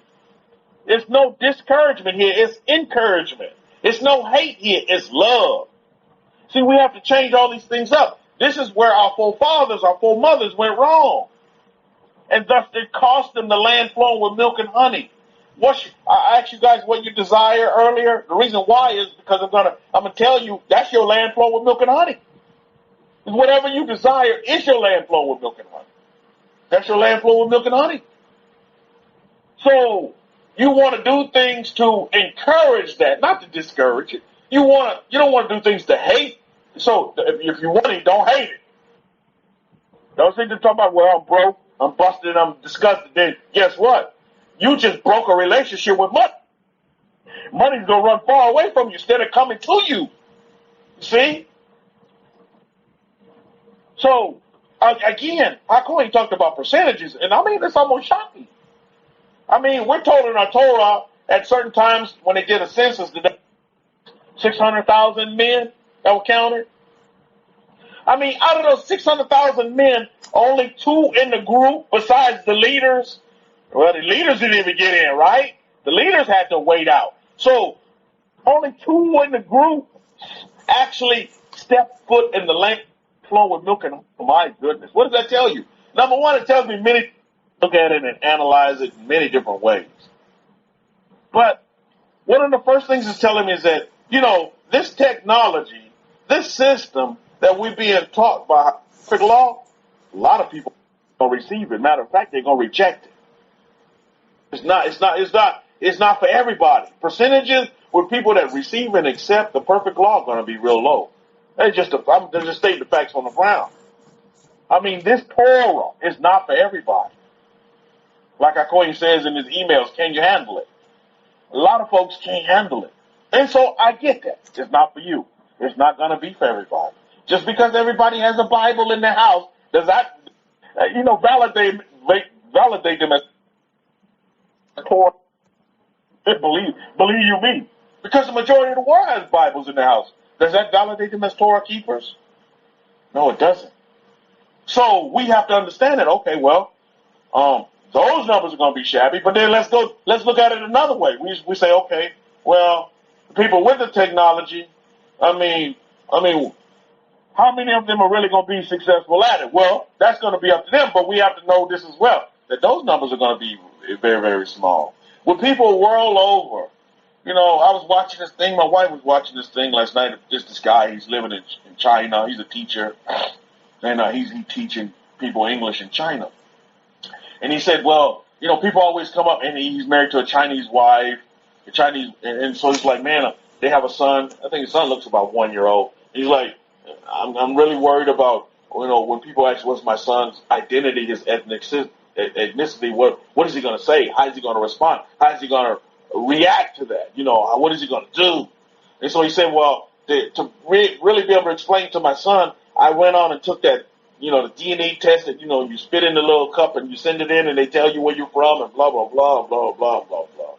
So he goes on and basically it said what he thought he would say, that, he's European and had all these little colorful dots on there, European this, that, and da-da-da. And he said, yeah, I can see it because my grandfather was a Jew. He's he could trace his lineage back to blah, blah, blah, and he was a Jew. And so I'm like, wait a minute. If he's a Jew, then he should be more connected to where Africa is and where Israel is in Africa, but he's over here in Europe. But again, that's their understanding, and that's what he believes. That's what he believes. And so he thinks, okay, well, yeah, I'm Jew, and I got Jew in me and all this, that, and the other. And I'm like, okay, well, good for you. If that's what he believes in, that's what he wants to stick with, and he wants to roll with. Whatever some cockamamie test is going to tell him, that you spit in the cup and you get these results, and you put all your faith and you believe in that, and you're going to pass it on to your children. That's perfectly fine. He has a desire to believe in it. But let me tell you where Israel is. Israel is dispersed to the four corners of this earth, and Israel is in many pigmentations. What's the difference between one person and another person? It's melanin, and melanin kind of melanin. You have a little bit of melanin. You have melanin, and that's what it is. And then that's it. Let's just sum it all up. That's what it is. But again, with all the mixing that we see that has occurred, I mean, my goodness, how do you tell who's from who is who? Do you spit in the cup and get that answer? I submit to you now. There's going to be a gravitation of those people that want to go back to the forever ways of our forefathers. And they're going to come in all shades and all sizes and shapes and hair textures. And that's just what it's going to be. It's not going to be based upon who has his hair, who has the darkest skin tone, who has the bluest eyes, or who has the brownest eyes, and blah, blah, blah, who has the most straightest hair. It's not based upon that. It's based upon who has taken his Torah and followed the forever ways and went back and connected and followed the system, like our Queen talked about. It says a system. That's what it is. It's a system for our livelihood. It's a system, as Nachshon comes in with his cheese stick. It's a system. Shabbat Shalom, son. It's a system. Now, everything in basically is a system. Think about it for a minute. Now, whether you follow the system or not is on you. And when you follow the system, now, we talked about rinse and repeating. Now, you can either rinse and repeat what? A good system, or you can rinse and repeat bad things as well. And this is why a lot of people, they continue, like, I don't understand why people are caught up in watching all of this news. And when you talk to people, I've been noticing that, is that all people do is talk to you about what they see on TV. They don't talk to you about their life and what's going on in their life and blah, blah, blah. Hey, how many of you know people like that? Hey, did you hear about the building collapse? Hey, did you hear about all those people that happened? And they're like parrots to the TV. They just repeat what they learned on TV. What have you learned for yourself? Is what you tell them. And see, so these are people who are just basically walking zombies. They have no thought, no process for themselves. They don't think for themselves. They think what they've been conditioned. Right now, Sean? That's what they think. They don't think for themselves. Oh, careful. You okay? You for Papa. Shh. Okay, careful. Oh, it's okay, son. It's okay. They don't think for themselves. You see the bird up there? They don't think for themselves. So we must be careful of that. It's okay. You go, Mama.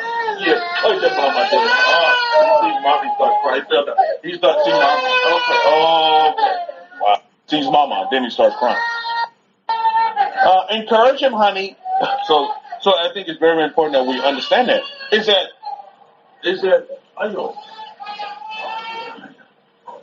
Yeah. So it's very important that we encourage and not discourage. I mean, a great example right there. Nachshon takes a little fall. Papa picks him up. He's okay. But as soon as Mama comes in, then what happens? He starts to cry. So again, it's all about encouragement, not worry. Right, Oliver? Great example right there. Great example. He was fine until he saw Mama. Papa picks him up, gives him some encouragement. It's okay. No. He sees mama, he starts crying. You see? It's all about encouragement. And, get energy just like we all learn energy. And we're growing in that aspect as well. What kind of energy are you emitting? Health, wealth, prosperity, happiness, peace, love, or what? Depression, discouragement. What are you doing? Hate. No. What are you doing? What are you doing? Always understand we cannot get around it. You're not going to find a utopia where you can pack up your stuff and you can go and live in this place and everything is going to be okay and everything's going to work out the way you think it should work out. You're going to have situations coming in your life. We've been equipped with the proper tools to be able to help us deal with those situations. That's the difference between us and everybody else.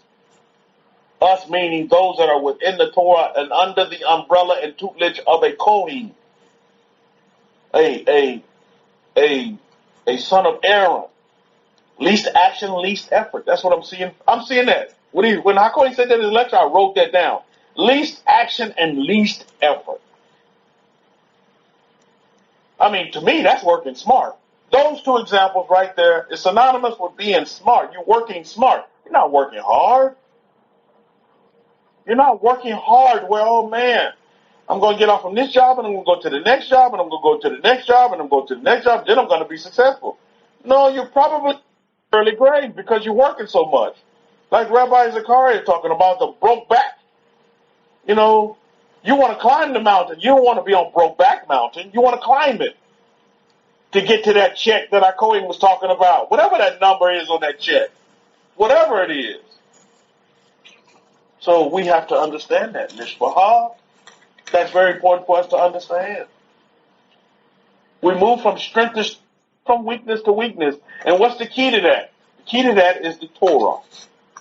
We must continue to embrace it. We must continue to learn from it and be a student of it, not to overstand it. You hear that on YouTube a lot for you YouTube listeners. Maybe it's on Facebook as well for you Facebook listeners. Oh, we must overstand the Torah. And we know I want to get under the Torah so it can protect me.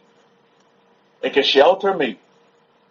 It can guide me and give me direction. I'm not trying to get over on it. I'm trying to get under it. I'm under it. Not trying to. I'm under it. Baruch Hashem. And you see this in our Parsha. You see it right here. We're not here to discourage, but we're here to encourage. Because we see in Deuteronomy chapter 1, verse 37, Moses still explaining to the Hebrews. He says, also Yahweh was angry with me for your sakes, saying, you also shall not go over there, meaning over to Jordan, over into the land flowing with milk and honey. Remember I told you, Moses and Aaron didn't even make the cut. And I'm not going to sit here and be like the rabbis and want to explain away, well, why didn't they make the cut? Why didn't they? I mean, they didn't go in, okay? Look at verse 38. That's very important of Deuteronomy chapter 1. But Yahushua, the son of Nun, which stand before you, he shall go in there. What are we told here? Torah tells us to do what? To encourage him, not discourage, like what you heard earlier. Yes, Moses is given the positive and the negatives because he understands the laws of the universes. Moses is given the perfect law to the Hebrews. He said, look, this is perfect law. I'm going to repeat perfect law to you again. You repeat it to your children and your children's children. This is the perfect law. For a while, the perfect law was forgotten about as we were dispersed in all these nations. Perfect law was, put on the back burner. But who brings the perfect law back? A descendant of the Moses clan. Hakohen does. Rabbi Simon Alta. Everybody in this room, you listening on Facebook or you listening on YouTube, how many of you know any other rabbi out there that's teaching you about the perfect law? About scripting? Anybody? Is there anybody else out there that's doing? Do you know of anybody out there in the Torah waves that's anybody else that's out there? That should tell you something in itself right there on many different levels. about this perfect law, about how to be successful in your life. However you see how to get whatever you want. How to work smarter, not hard. Least action, least effort. That doesn't compute to the mind. Why? It's because we've been taught the opposite. Man, you got to get out here and work, man. How many of you were like me as teens? You was working from an early age. How many of you? There's nothing wrong with working because that you develop all kind of great character working. Working, you develop some great character. But how many of you from a very early age? I remember I think I started working 15. I started working. Rabbi Zakari said 14. You start working at an early age. Now, I'm not knocking working. I'll be the first to tell you. Working helps develop character. And I know Akoy, he talked about it too in the UK. He was working too. Early age, you start working. You develop a lot of character traits, positive ones. Getting up early, responsibility, discipline, dedication. Stop for putting those numbers in. We got numbers coming in at 14, 16. Yeah, I think I was 15 when I started working, man. 15 I started working. So there's nothing wrong with working. Dang, Yaya, woman of 10, she's breaking the records here. She's saying 12. Look at you. 12, you start working. Start working. I remember, about that age, 12, I was cutting yards. I was cutting yards, having little side hustles going, man. I had all kind of little hustles, man. I was cutting yards and, trying to, putting together some cents to make dollars. But now I understand if it don't make dollars, then it don't make sense. See, because now I'm all about the cash flow. Cash just flows. It does. You see money and it just flows. Either it's flowing to you or it's flowing away from you. Which one do you choose? But cash will flow. It does flow. With or without you, cash is going to flow. Are you gonna ride that boat in the money river? You know what I'm saying? Or are you gonna just get on land and chase money down and try to find it wherever you can instead of have the money and that cash flow come to you continuously? Baruch Hashem. Flow to cash. There's a system to it. There's many systems to it. Which system that you want to do that's going to work for you? Baruch Hashem. That's what it's all about. When Moses is telling the children of Israel, okay, well, the Hebrews, look, this is what you have to look forward to. This system has never failed you. It's never let you down. Now, have your ancestors failed the system? Hell yeah. But that doesn't negate that the system doesn't work. The system is intact. That's why you're here today. I'm paraphrasing. But, I look at the character of Moses, and man, the man was Moses was a man's man. He wasn't no wimp. He wasn't no Steve Urkel. Moses was a man's man. And he will tell you like it is. And I see that a lot in our Kohen. Our Kohen doesn't muck around. He doesn't beat around the bush. He gonna tell you like it is. Now, some folks can't handle that. But that's just what it is. He's gonna tell you what it is. There's no time to be pussyfooting and messing around and trying to give you goosebumps and blah, blah, blah, make you feel good because, no, he's going to tell you what it is. Whether you can handle it, that's the honest truth. If you can't handle it, you can handle it. If you can't, then you can't. Not trying to shame you, but you have some counsel with our Kohenis. You're going to lay it all out there. This is what you do. You do it, fine. You don't, fine. It's on you. We have such the ability to be able to choose. So we're told here in our Torah that to encourage, Yahushua ben Nun got encouragement from who? From Moses. To encourage him, not to discourage. That's what you saw up there earlier in Deuteronomy 1 and 28. Now, this is just me. But there's a lot of plagues in the Bible. But look, in 28, 1 and 38, what's the difference between those numbers? There's a big difference. It's number 10. Discouragement to encouragement. You see discouragement in Deuteronomy 1:28. You see encouragement in Deuteronomy 1:38. Interesting, right? Popped up right there real quick. Interesting, right? These are you have to deal with. The balance of life. The yin and the yang. You see? What side of the spectrum do you want to be on? You need to be on the side of encouragement. A lot of times when people teach, they always want to focus on the negativity. All the negative, You hear it with preachers all the time. They just, boom, they just wear you down with all this negativity, with all sin. I mean, before you know, you're walking out of there, you beat up, you feel like you just, like you're worthless and you're useless. I mean, what is that all about? Huh? They have to leave you in fear so you don't go to their proverbial hell and all this, and you go to their proverbial heaven and blah, blah, blah. While you're living in and you're going through your journey and nothing's getting accomplished. Because you've been battered and tattered and worn out. And a lot of you probably know family members, friends, and loved ones is in that same predicament. And it's not what their Jesus intended. He intended for them to have a life, and that life more abundantly. Well, you can't have it when you're discouraged and you're depressed and you're angry and you're hating everybody.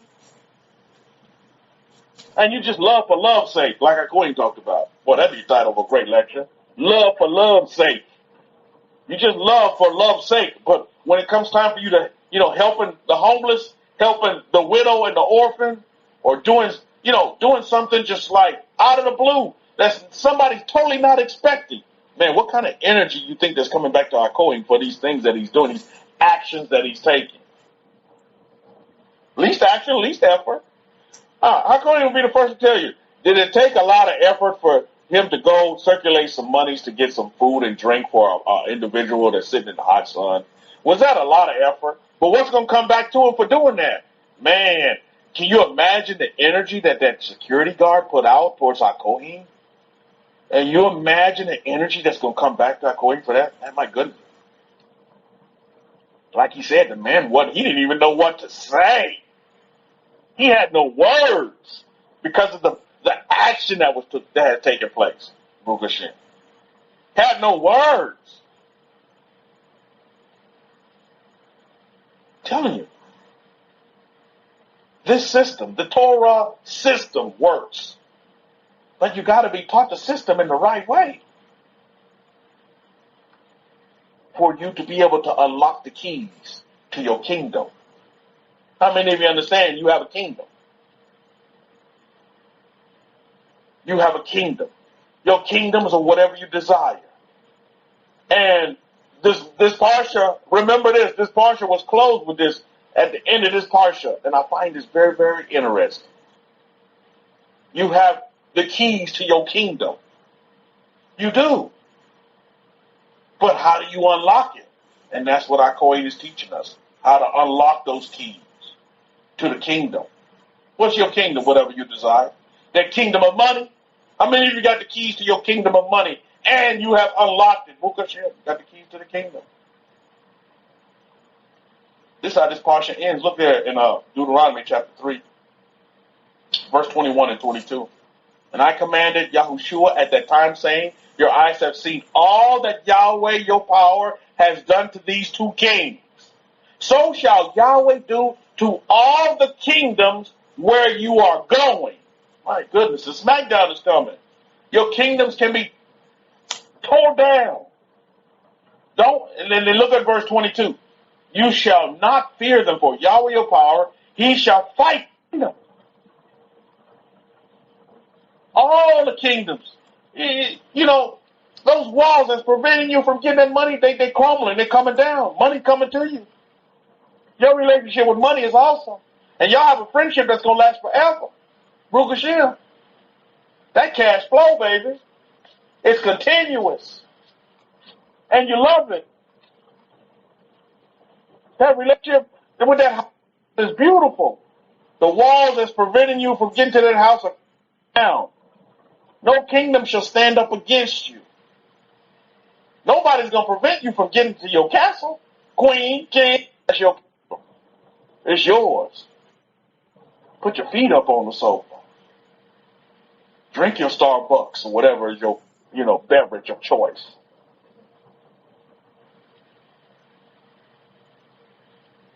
Keys to the kingdom. There's nothing that's stopping you. Remember that. Fear not. You don't have to fear anything. Fear will lead you to failure. Fear will lead you to less faith, less feeling. Well, I had this feeling that I wanted this house. Now I'm kind of changing it up because I've been, I don't see it. It's not logical that I can get that house. The ego will come in and just tear you down. So shall Yahweh do to your kingdoms where you are going. Where do you want to go? What do you want? There's nothing that can stop you. Don't fear. Don't fear failure, because fear and failure will never let you meet success. Embrace success. Have a friendship with being successful.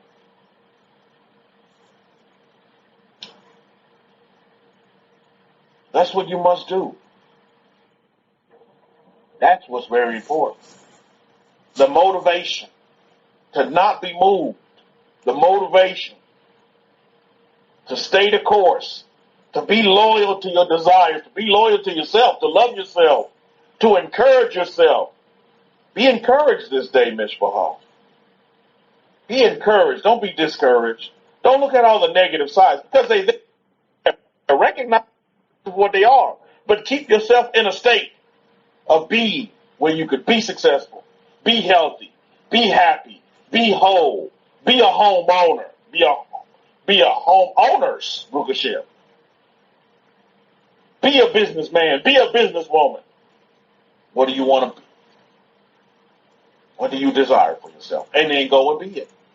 And then go and do it. Don't fear. Don't get discouraged. Don't hate. I'm pretty sure a lot of that was going on as they were wandering in the desert, the Hebrews. Man, I hate this situation. I hear them now. We should have stayed. I hear them now. Majority of the people was probably thinking like that. Man, why did we ever leave, man? This is getting old. I miss what we had before. Oh, keep your eye on your prize. That's why I asked you guys earlier, what do you want? What do you want? Write it down. Tell me what you want. I'll shoot some energy your way, man. I see all these things, I'm like, yeah, that gets me excited. Yeah, go get it. It's yours. You have it. What you gonna do with it? It's yours. That's beautiful.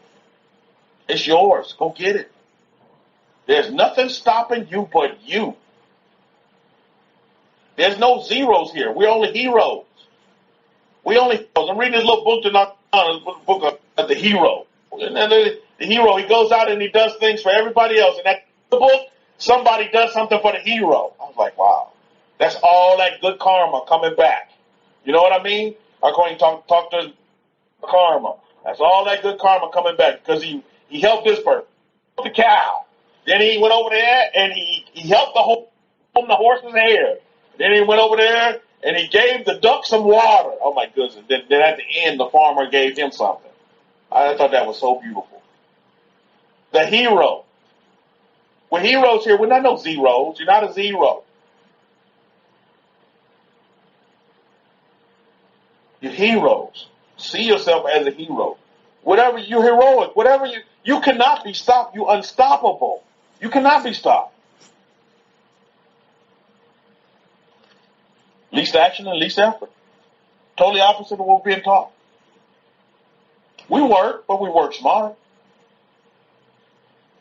You know, people talk about smart homes. I'm pretty sure all your new homes are going to be smart homes with all the latest technologies in them and stuff. If you got a smart home, how come we can't be smart? Yeah, your home is working for you, but it's working smart. It's not working hard. It's actually, conserving energy. You're one of those, what do they call them? Energy efficient homes. How come we can't be efficient with our work?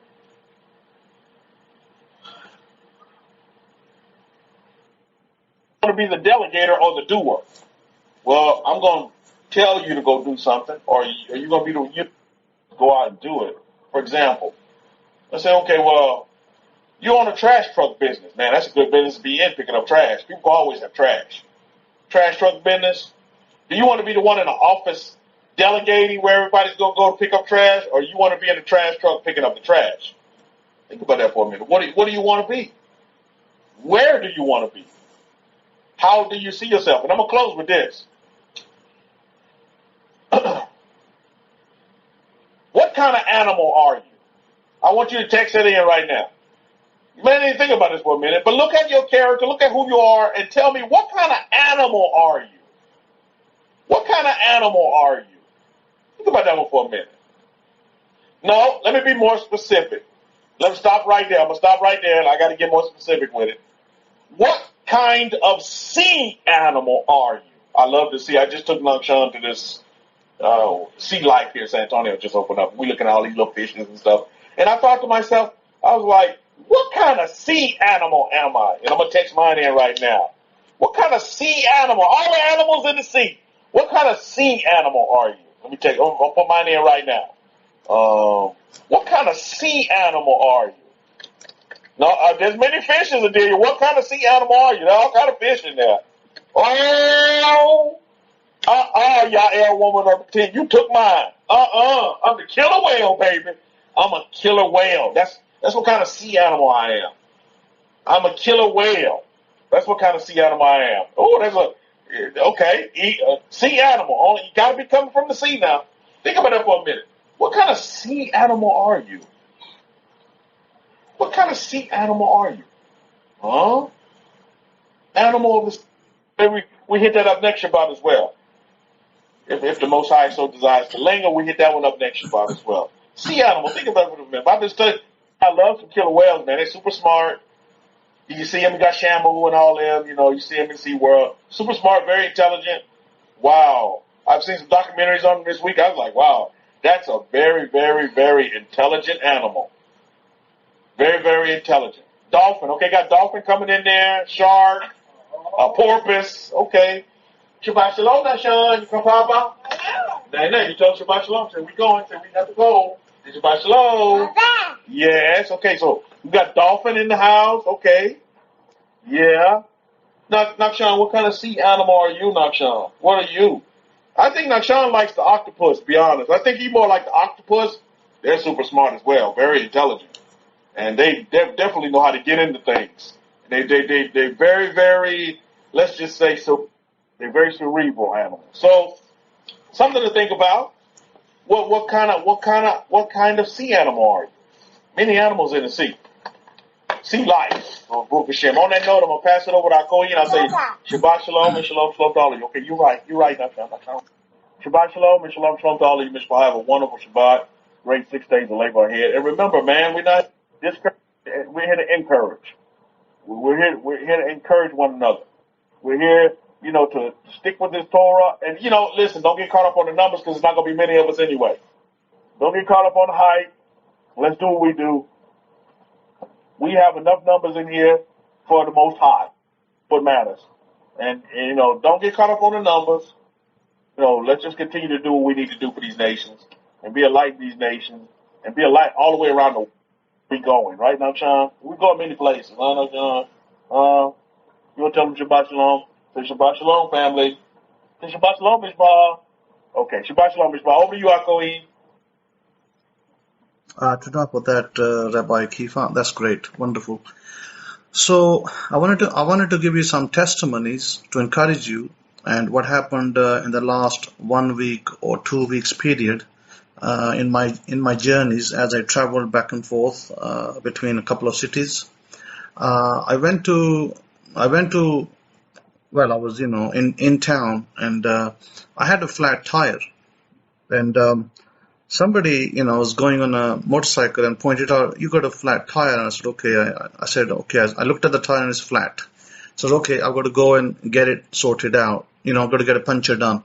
So I go down to the road and there's a little shack, there's this young man. This young man is about maybe 18 years old, maybe 19 years old or 20 years old. He's doing punches. I stop my car, I come out, and I'm wearing my hat, I'm wearing my glasses, I'm wearing my smart dress, and I stand there, and he looks at me and he goes, what can I do for you? I said, I got a flat, and is it possible you could do a puncture? He said, yeah, no problem. Just park it on the side and I'll take care of it. And so he looks at me and he goes to me that you don't look like you're from here. I said, no, I'm not from here. And he goes, are you from outside? I said, yes, I'm from outside. And he goes, are you a film star? I said, no, I'm not a film star. So, and then he starts, he does the puncture. It's inexpensive. It's not that much money to do a puncture over here. And he tells me the money. And what I do, I give him double that, what he asked me. And he goes to me, no, it's half of that. And I said, no, you keep it. I say to him, no, you keep it, Prince. Because I use the term Prince for young guys over here. And it's a really nice word. And it really looks good. When you call somebody, like you call somebody a hero. And, and they like it. They really like that word. If you just said to somebody, oi, come over here, they're not going to be, they're not going to be happy to hear that word. But if you said to somebody, hey, hero, come over here. Or if you said, hey, Prince, come over here, I need some help. And they'll come over. And Prince in this language is a really nice word, just like hero. And so he does it. I move on. And then I go to this car wash. And I see a 10-year-old boy in the car wash. Little 10-year-old boy, he comes up to me. And I had a little conversation with this puncher boy. He goes to me. I stand outside on the car while he's doing the puncture, and he goes to me. It's really hot, high temperatures, close to 100 Fahrenheit, and he goes to me. Do you want to sit in the car? Switch the AC on and sit in the car. I said no. I said I'm okay. I'll stand outside. He goes. That's very strange. He goes, you're the first person that doesn't want to sit in the car in the hot weather, because he said most people that come to me with cars, they don't want to stand outside in the sun. They want to sit in the car while I fix the puncture. I said, no, I'm okay. I said, look, I've seen temperatures higher than this in Dubai. He goes, have you been to Dubai? I said, many times. So I said, to me, this is nothing, this is not extraordinary. It's like, high temperature, sure, but it's not like it's higher than Dubai. Dubai has got higher temperature than this. And I've stood outside Dubai as well. He looks at me, he goes, wow, he goes, you're different. I said, sure. I thank him, he does my puncture, I move on. Then another day, I go to this little car wash place and I say, I need to get my car washed. And this 10-year-old boy comes up to me. And my car has got all this mud, and there's just been raining, a few days back, and it was all this mud on the wheels and on the sides. And this boy comes up and I look at him, he's a really young boy, he's like 10 years old, and he comes up to me, he goes to me, sir, what would you like to do? I said, I want to get my car washed. And I look at him and I said, are you going to do it? He looks at me and he goes to me, you look different. And he calls me, they do in the Indian movies, like they call you a sahib. And he goes to me, Babu Sahib. And he goes, no, you're not from here, are you? I said, no, I'm not from here. And he goes to me, I'll take care of it. Don't worry. He goes, you just go sit over there on the right. There's a chair there. You sit over there. I take care of it. The 10-year-old little boy, he takes my car key. He drives the car. He parks it into the bay where they wash the cars. He then, another guy comes up. He starts to, put some water on it. And then this kid puts water on the car. Then he takes the, stuff out, like the mats and stuff in the car. Then the other boy after they put the water on, he puts the soap on. Then this little boy is washing the car like he's like a pro, he's like washing the car. And I'm like looking at him, I'm laughing, I'm thinking, look at this young man, he's only 10 years old. And look at how hard he's working. And because he's learning the trade, he's learning how to wash cars. And maybe from here he'll go somewhere else. So after he's washed the car, he himself drives it back. And I tell him, I said, could you please just, clean the back seat a little bit, because I dropped a little bit oil on it, some food. And he says, okay, I'll take care of that as well. And he takes, he asks the guy over there, he says, oh, don't forget to do that oil that he said. And that man over there, said, do the oil as well. He said, okay. So he gets him to clean it. He, does the car really nicely. He comes over. He stands there. There's another guy there that knows me. Every time I go, I see him, and he's the one who does my car. So he comes and he's with this little guy, and I always give him a tip. If he says to me, let's say, right, if he says to me it's $1 for argument's sake to wash the car, or it's a little bit more than $1, but let's just say if he said to me it's $5 to wash the car, then what I do is I give him $2 tip, to that guy who always comes to me. But if this young man comes to me and I say to him, I say it's $2 for you and $1 for him, for this young prince. And the young prince looks at me and he looks at me like, with amazement. I said, this is for you. You've done a good job. You've done a great job. And he goes. It's how you speak to people. People are drawn to you, how you present yourself to them. And I've always found this with high officials, low officials, everybody. La-di-da-di, everybody. They just love me. I just go there and they're like mesmerized, like somebody is standing here of importance. I went to a city, outside my city, to another city, and I went to a person that I knew to their house, and I was sitting over there, and they said, we'll take you to our guest house place. And they put me in this guest house, and they said, we're a little bit busy, but you stay in the guest house, and we'll send somebody over to give you some food or some water, some drink, etc. So a girl comes over, one of their relatives, 20-year-old young girl, and she comes and she says to me, what would you like? I said, if you don't mind, I would like some cold water, please, a bottle of cold water. And she says, no problem, I'll get that. She goes downstairs, there's some people living downstairs, they have a fridge, freezer and all that. And she goes and picks up a water bottle, and she comes and she, brings a glass, she washes it, she puts it in the glass and gives it to me. And I tell her to sit down, and she sits down.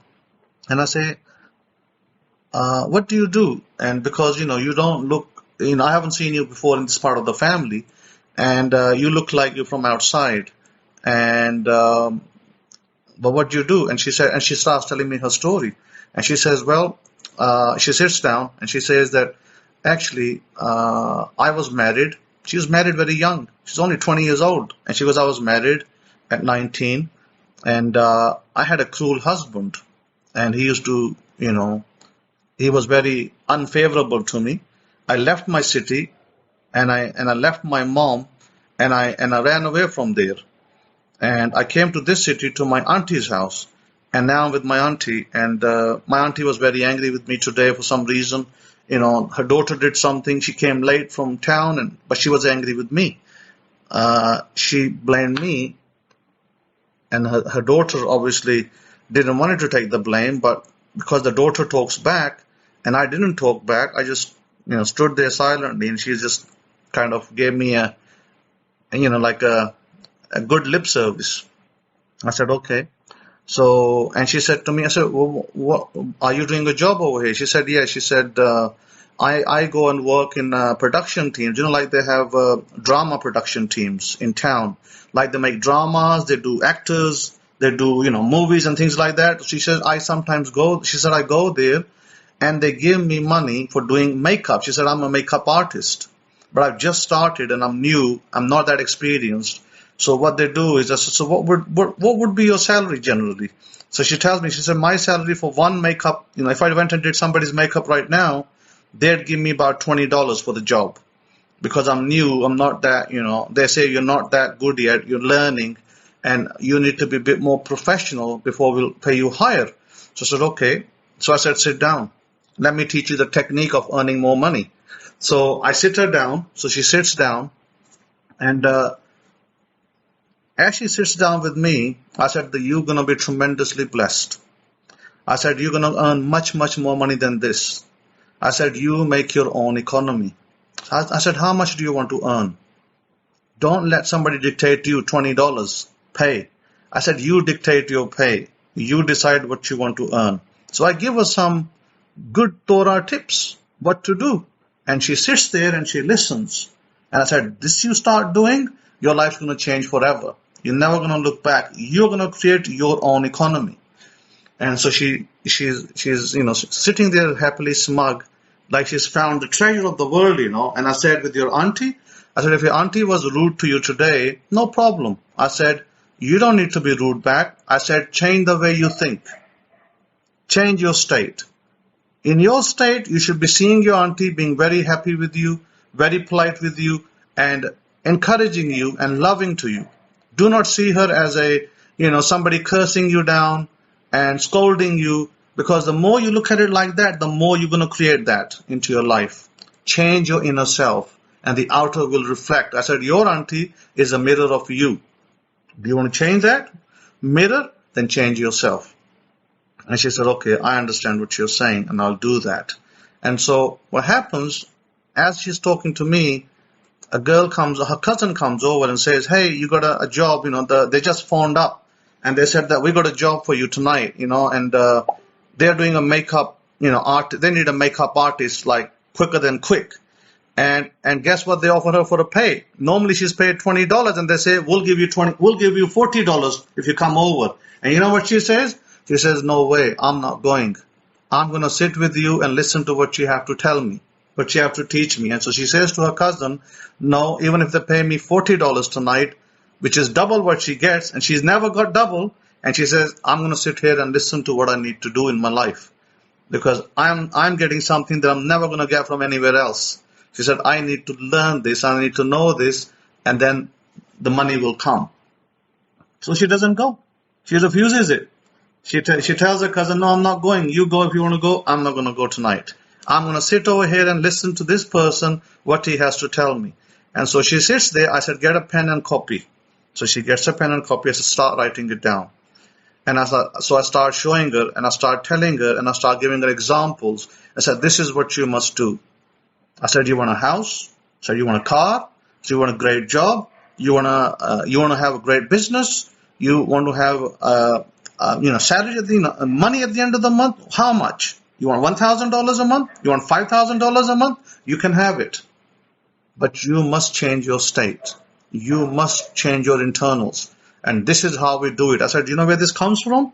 She says, where does it come from? I said, this comes from the Torah. I said, you have the Holy Quran. And the Holy Quran also speaks about these things. But I said, the problem is this, that people over here, they always follow the literal meaning. They never go into the mystical meaning, and they never go into the allegorical meanings that it has. Just like I said, our people, they used to do the literal meanings, and they lost touch with the reality, and they lost touch with the law. And now they're just religious followers, nothing else. Their lives don't change. They don't make good. They're having all sorts of problems. And I said, you don't want to be there. I said, you don't want to follow that example. You want to be somebody who's getting success in life, is very successful, is having her own home, her own car, her own salary. A nice salary. I said, you working a makeup artist, you're going to command big salaries. You're going to ask for the money, and they're going to pay you what you ask. And so she listens very carefully. She notes it down, and she says, got it, I've got it, everything. I've got everything that you told me. I said, great. So now you're good. And she goes to me, would you like a shawarma? I said, then she offers me a shawarma. I said, look, I'm not really hungry, but if you're going to offer it, I'll take it with all grace, no problem. And so she goes out, because, I don't eat 2 meals. I only eat 1 meal a day. And I have a very small breakfast. I don't have a big breakfast either. My breakfast is maybe just a glass of juice, and that's it. Over there is just a glass of, here is just a glass of maybe banana juice. That's it. That's my breakfast here. And when I was in America, I used to have 2 eggs and a cup of tea, maybe a brownie as well, but not here. Here, that's it. 1 glass of banana juice, fresh, with some ice crushed in it. That's it. That's my breakfast. And I said to her, I only have breakfast. I don't have a lunch. I only have a dinner, maybe a small dinner, and that's it. She goes to me, you eat very little. I said, yeah. I said, eating less is better, because it allows your body to do more stuff. Anyway, so she goes and she gets a little shawarma, from the town, outside in the shop somewhere. And she comes back and she gives it to me. I thank her. I eat it, and then I depart from there. And I before I depart, I teach her a few more things, and I say, you must follow this. Don't take it lightly, and don't take this meeting lightly. I said, this meeting was God appointed. I was meant to meet you. Maybe I came over here for something else in my mind, but really, my meeting was with you. You were the purpose that I came to meet. you for your, difficulties and challenges that you're facing in your life. But I said, as for your father, her father is a political man. He's in politics. And so she's, kind of like away from there a little bit.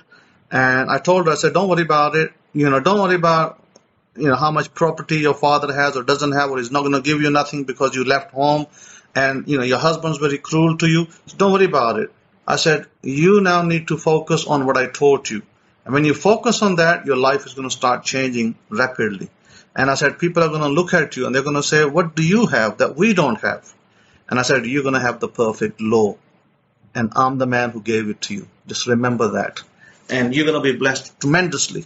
And so she says to me, and I said, I can tell you many things.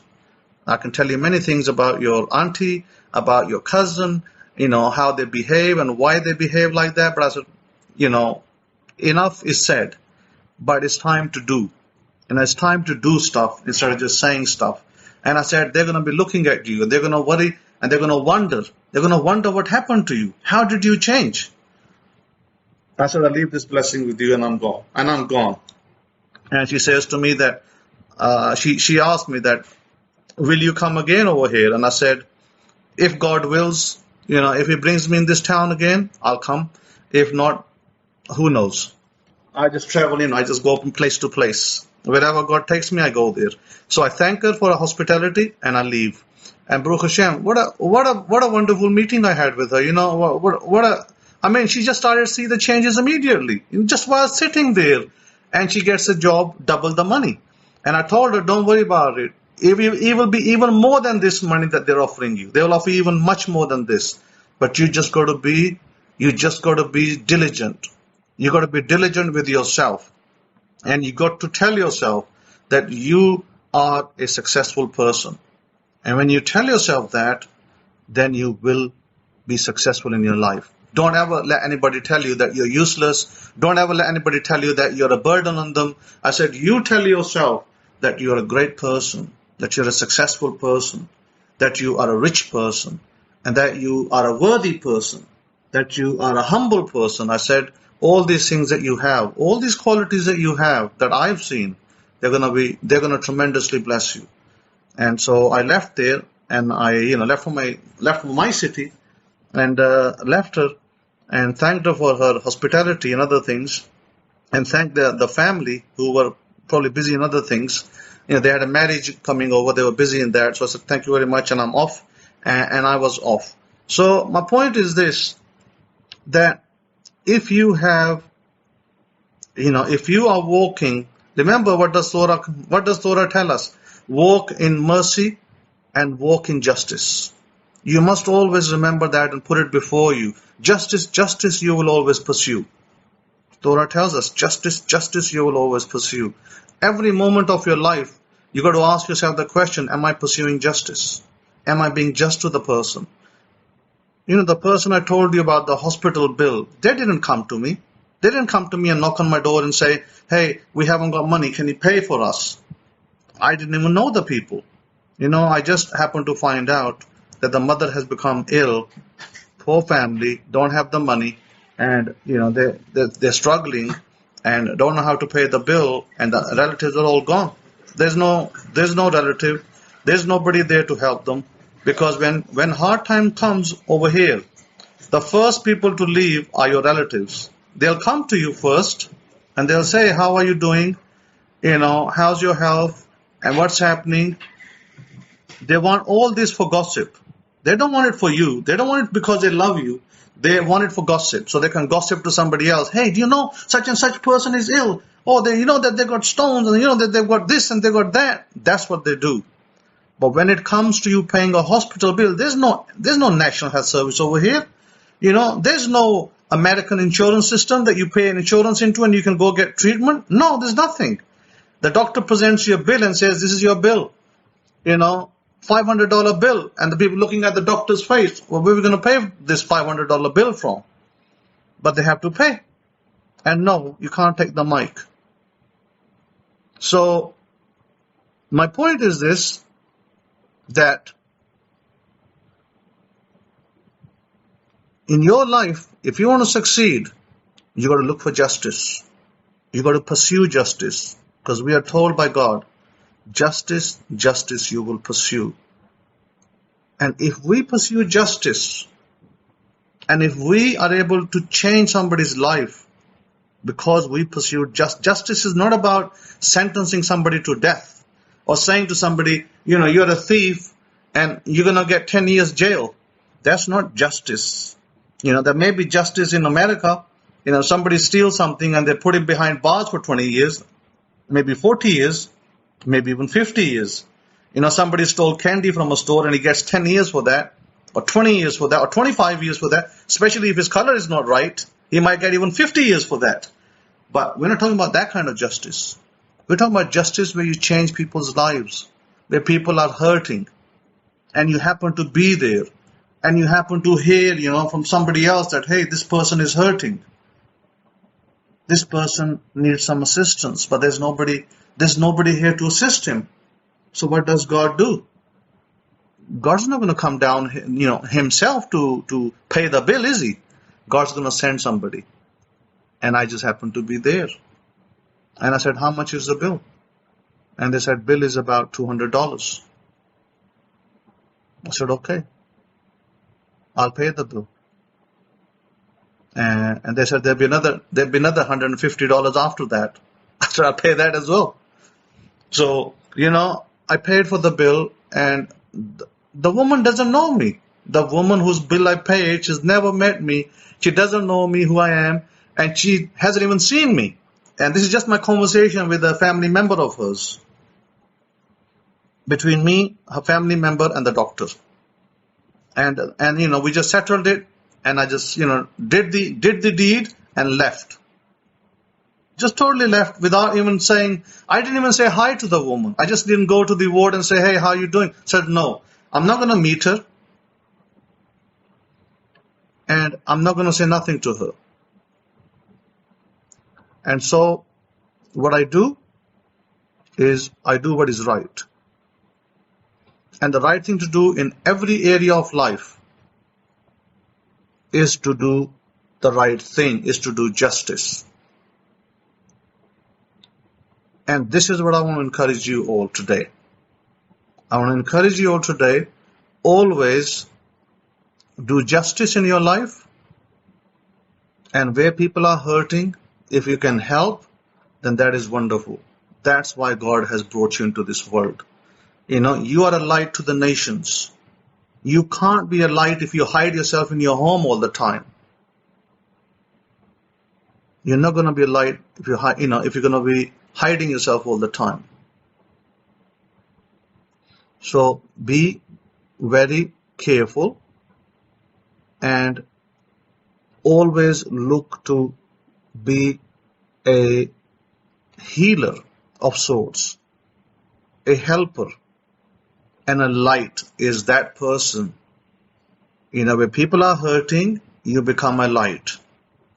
And God said that you, Israel, sons and daughters of Israel, you are, you're priests. He said you're priests, kings, princes. All these titles that our people have. Priests, kings, princes, queens. All of these titles we are. And then as for other people, running around, chasing the cross and talking about sins, they are ignorant people. They don't know what they're talking about. Ignorance is man's worst enemy. Remove yourself from ignorance. The faster you can, the greater it is. And there were many things that we did in the Torah. And a lot of things that happened in the Torah, in this particular Torah portion, in Devrim, in Deuteronomy, one of the things that a lot of our people did was to do things against God, against the men that God sent, for the wrong reasons. They didn't trust God, and they didn't trust the agents that God sent. And so there was something that happened in this particular Torah portion, and I was kind of shocked, to read it, but it is there. And I'll take you back to it. in the book of Deuteronomy chapter 1, where these people are arguing with God, and they're saying what's going to happen to us in verse 28. What's going to happen to us? That our brethren, meaning the spies that went, they discouraged our hearts, and they do all of that. And God gets very angry. It says in verse 34, and when Yahweh heard this, he was angry and took an oath. Listen to this. God took an oath. Remember I spoke about an oath for your blessings and benefits. And here God takes an oath and says, surely they shall not one of these men of this evil generation see that good land which I swore to give to their fathers. So God can also take an oath against the people that he loves. And so this is an example where God takes an oath against Israel and sees that not one of these evil generations will see the land. And guess what? Did the oath come to pass? 100% it came to pass. None of those people entered the land. Their children did, but they didn't. So even God can take an oath. And God, after he takes an oath, it's serious stuff. This is why I said that when you take an oath, be serious about it. First, know what you want. What is your oath? And you write it down, and you date it, and you take it, and if you notify me, and I get involved, and I know about it as a witness, and even if you don't involve me, you do it yourself, and you take an oath, and you write it down, then God will deliver that oath. In the course of time, he will definitely deliver it. But you got to trust in God to deliver it. And many people get discouraged. They take an oath today, and 2 weeks later they're discouraged. And maybe a month passes, maybe 3 months passes, and they're like completely discouraged and saying, well, nothing's happening. Why is nothing happening? Because they want to see stars shining, they want to see, crows dancing, and they want to see, eagles, encircling their home, and then maybe the oath is working. And then maybe they think, oh yeah, I see a sign, like, Christian mindset. Totally wrong mindset. Oh, I think I see a sign. I saw that crow, sitting over there and crowing. And that's a sign. And if crow's not crowing, then that's not a sign. This is how Christian mindset works. And Christian mindset is always about, oh, you're a sinner. You're going to hell unless you accept Jesus. Always that's a Christian mindset. Yet Jesus didn't go around saying that to people. He didn't go around saying to people that you're a sinner and you're going to hell. He was a healer, miracle worker, a Messiah to many people, and an encourager. So if you really wanted to be like Jesus of Nazareth, then shouldn't you be doing the same things he did? But I don't see that in Christianity today. All I see is nonsense, total BS about you being, sinner and going to hell, which is totally a lie anyway. There is no hell and there is no heaven either. Your heaven and hell is here on this earth. This is where heaven and hell is working in your life, for you or against you. Sin is simply your limited mind, your limited thinking, ignorance. You're not hitting the mark because of your ignorance. You're like a zombie. You're a walking zombie. And your walking zombie state is causing you not to know how you can be successful in life. That's your sin. That's it. That's the only sin there is. Otherwise, are you a murderer? No. Are you are you somebody who's slayed 50 people in silence? No. Are you a person who destroyed somebody's property maybe deliberately? No, probably not. You're none of those people. Are you a robber? Probably not. Are you a thief? Probably not. By what category are you a sinner? You're only a sinner by the definition of your ignorance. You do not know how to hit the mark. That's the only problem that you have. They call it sin. In the Hebrew is khata. Khata simply means an error of judgment. That's all. Nothing more than that. It's not going to send you to hell. You're not going to be, waiting to when you go to hell. You want to live. You want to have a life. And you want to think about your prosperity in your life. You don't want to continue to think, when I die, I'm going to go to hell and then this is going to happen to me. No, that's not where you want to be. So I'd encourage you to listen to this lecture daily if you have to, until you get what I'm teaching you. And you will find many successes in your life. And you'll be blessed, amazingly blessed. And people will love you because you're merciful and just to them. That alone will attract people to you. Be always merciful and just. I could have used the money for myself. I had some money to pay on the cards, credit cards. I could have used that money and said, you know what, I want to cut down my debt on the credit cards. But I realized that my need wasn't greater. Their need was greater than mine. So they needed the help more than I did. So sometimes you got to think you got to think differently. You got to think laterally. We can't always think for ourselves and say, me, me, me. Sometimes you have to think, no, somebody else is desperate, somebody else is hurting, and maybe we can do something that can glorify God. That's how you glorify God, by the way. You don't glorify God by putting leaflets in people's homes, Jesus loves you, and you're going to go to hell if you don't believe in Him. You don't glorify God by those words at all. You glorify God when you help somebody who's hurting. That's when you glorify God. That's when they say that, hey, what is that man? What is that woman? What do they believe in? That's when people ask that question. Who is this person? That's the question you want to hear from people. Who is this person? Where did he come from? Because that will glorify God. Because it'll make you different. You want to be different from everybody else. You don't want to be like everybody else out there. Otherwise, why would they look up to you? You want to be different. And that's what's going to make you powerful. Baruch Hashem. Have a great Shabbat, great wonderful week ahead. Shabbat Shalom. Shalom Shalom.